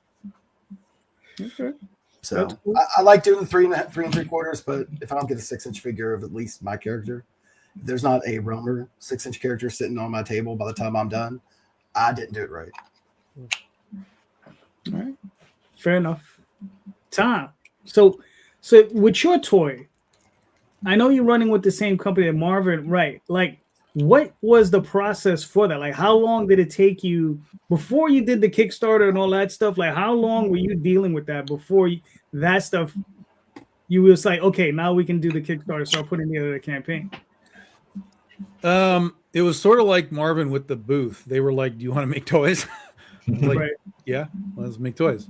And I said, "Okay, so what do I need to do?" And they were like, "Well, you need to pay us a lot of money." I was like, "Oh." Well, what qualifies as like a lot of money? And so they started giving me the breakdown and we do it this way, blah blah blah. And at the end, obviously, how the price greatly depends on how many you want to make and so on. But they were like, yeah, you probably, in order to get the price point to be something like normal retail for these figures, which are like 6-inch figures, 30 articulation and like a real box and the whole thing, they were like, you probably need to make like 1,000 of them. And I was like, God damn. Okay. But then I had the idea where I don't have the other one here, but Critter has basically 2 costumes that can be done just with paint application. So I was like, well, what if we did one mold, but we were able to do 2 paint applications to be able to do both versions of the costume. And then we would just do like 500 of each. There wouldn't be different molds or anything like that. They were like, yeah, we could absolutely do that. 500 of this, 500 of that. 1,000 figures, you'll get your price point. And I was like, yeah, okay, let's go. So they started doing 3D models, and they would send me the stuff like, here's the arms, here's the legs, here's whatever, approve it or give us edits or whatever. And I would give them edits here, there, whatever. They sort of put all the pieces together in the computer. You get the whatever, the wraparound version of it. And I'm like, okay, go. And then they turned it into like a 3D printed version. So they had an actual physical thing. They could make sure everything moved right and it was still right. And once that got approved, they went through the paint apps, and paint came out good. There was a couple of little edits. They were like, yep, no problem. Edits. They were always great. They're always like, you tell us until it's right, because once it's right, then we're ready. And I was like, okay, cool. So it kept going, edit this, edit that, no problem, change it. And then it was finally done. I basically just was like, we're going to take a flyer on it. I had we had talked about it to our fans for the year or so that we've been doing it, working on it in the background. So they kind of knew it was coming. And I was just like, all right, we're going to put the bare minimum that we need on this campaign, which was $35,000.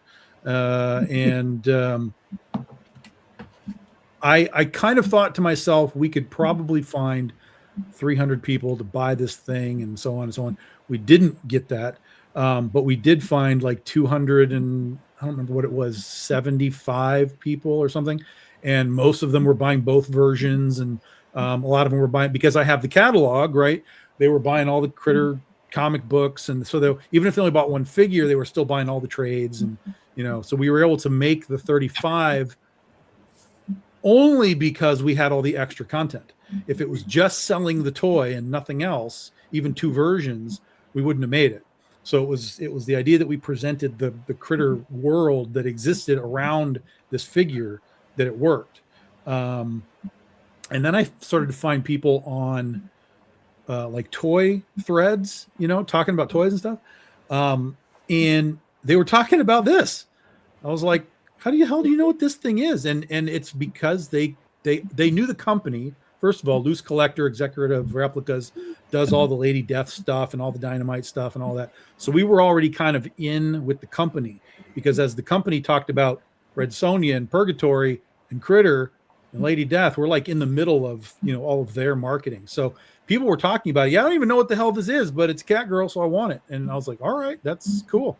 And that was the other thing for me is we could have done any toy that we wanted. They asked me, like, which one do you want to do? And I was like, look, partially because of the ease of use, because it's the one mold and two paint apps. And then partially because it's Catgirl, right? I feel like we can broaden the market outside of just Critter fans. We'll have Critter fans, we'll have figure fans, we'll have superhero fans, we'll have Catgirl fans, anime manga fans. And that's exactly what happened, is we got a lot of people that were like, well, I just like Catgirls, so just give it to me. Doesn't matter what it is. I just want it. And so that was a big part of why she hit. And now the next thing we're going to do is we're working on a Dorothy Gale figure that will be much more intricate, a lot more going on. We're going to see if we can do it for next year, but not positive yet. It's like I said, it's a little more involved than this. So, but that is the next one that we're working on, is to do a Dorothy Gale gunfighter figure. All right, cool. So Jay, bro, what's going on with yours? So we were supposed to launch it on October 31st. Family incident delayed that. Mm-hmm. Right. Just trying to find a gap in the schedule where I can launch it. I got other things coming up this year. I've got I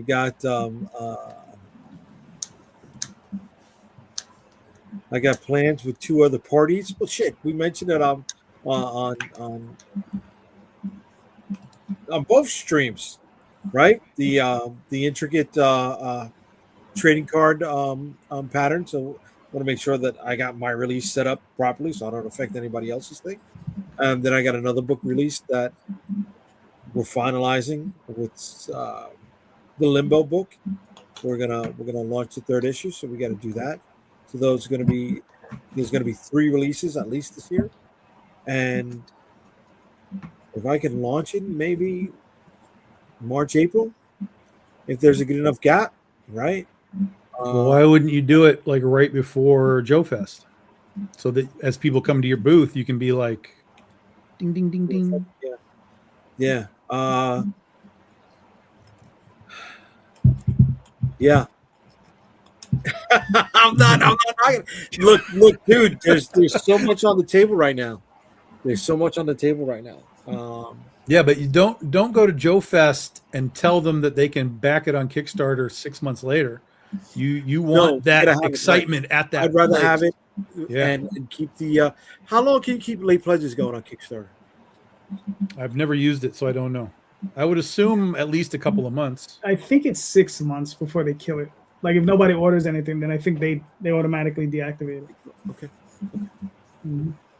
Yeah, no, but I mean, I'm ready to pull the trigger on it. You know, the price points are still the same for us. It's still going to be a lot. I learned a lot when I failed on my first campaign. Let's not hide that, right? I failed the first time I launched an action figure campaign because it is not the same as launching a comic book campaign. Yeah, me too. And Oliver failed their first time too. So look at that. And unlike Tom, I thought, you know, my catalog was going to help carry me over.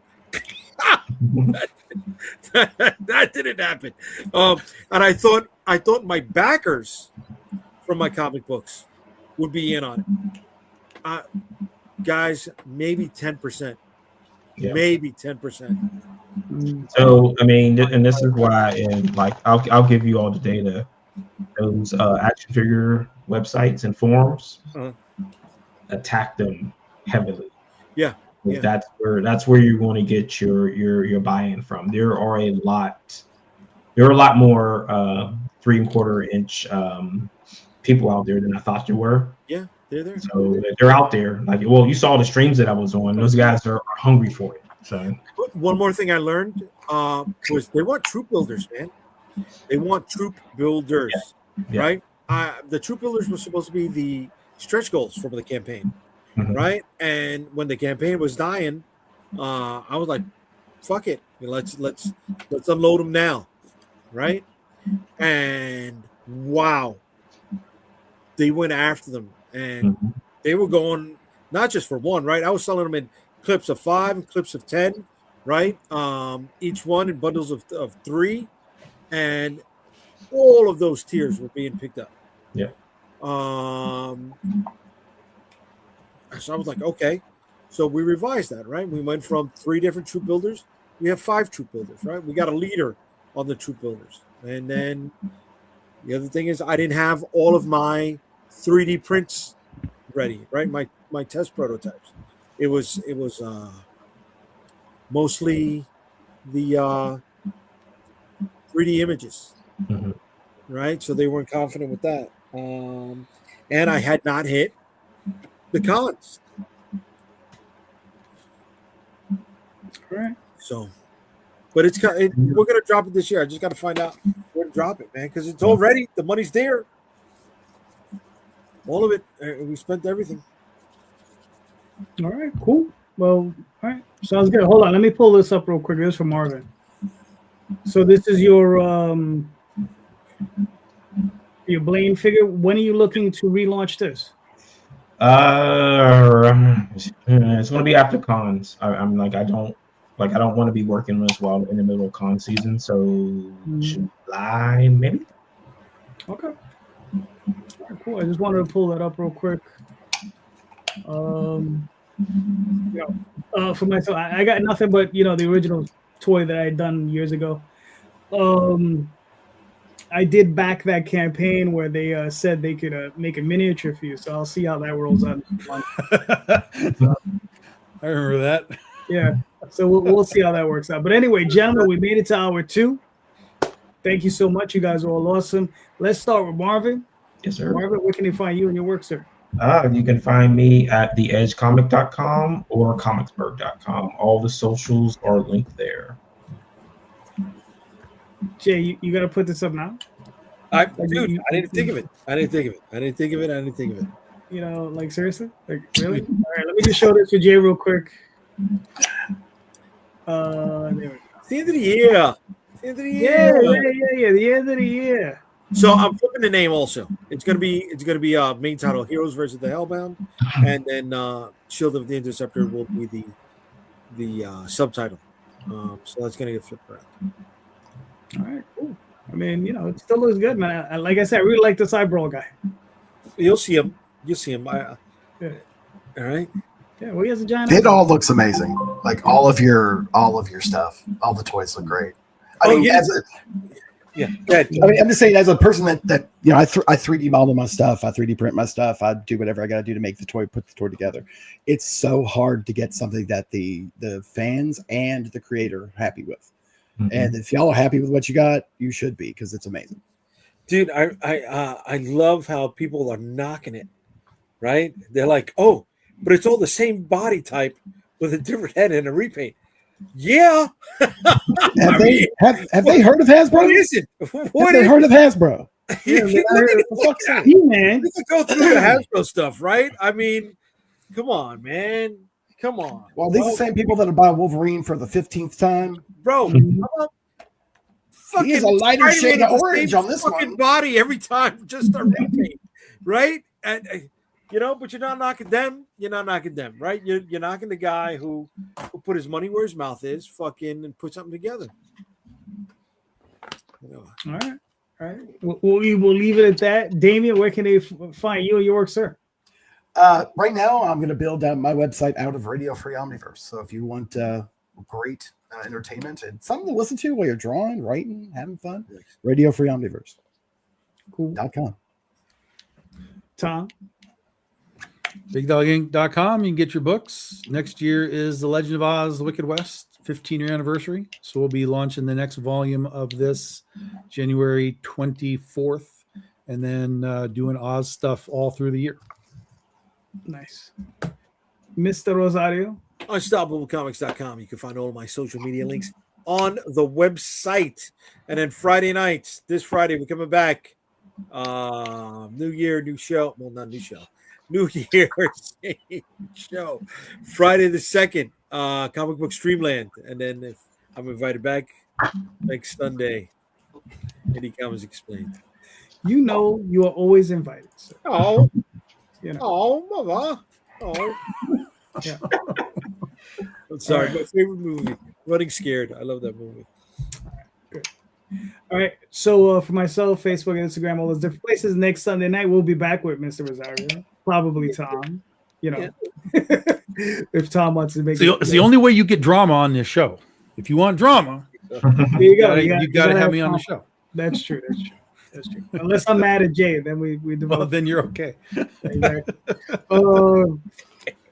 So please, everybody, check out the show notes. They're there. In those notes are links. All of these creators to all of their websites. Click on those links. Buy these books.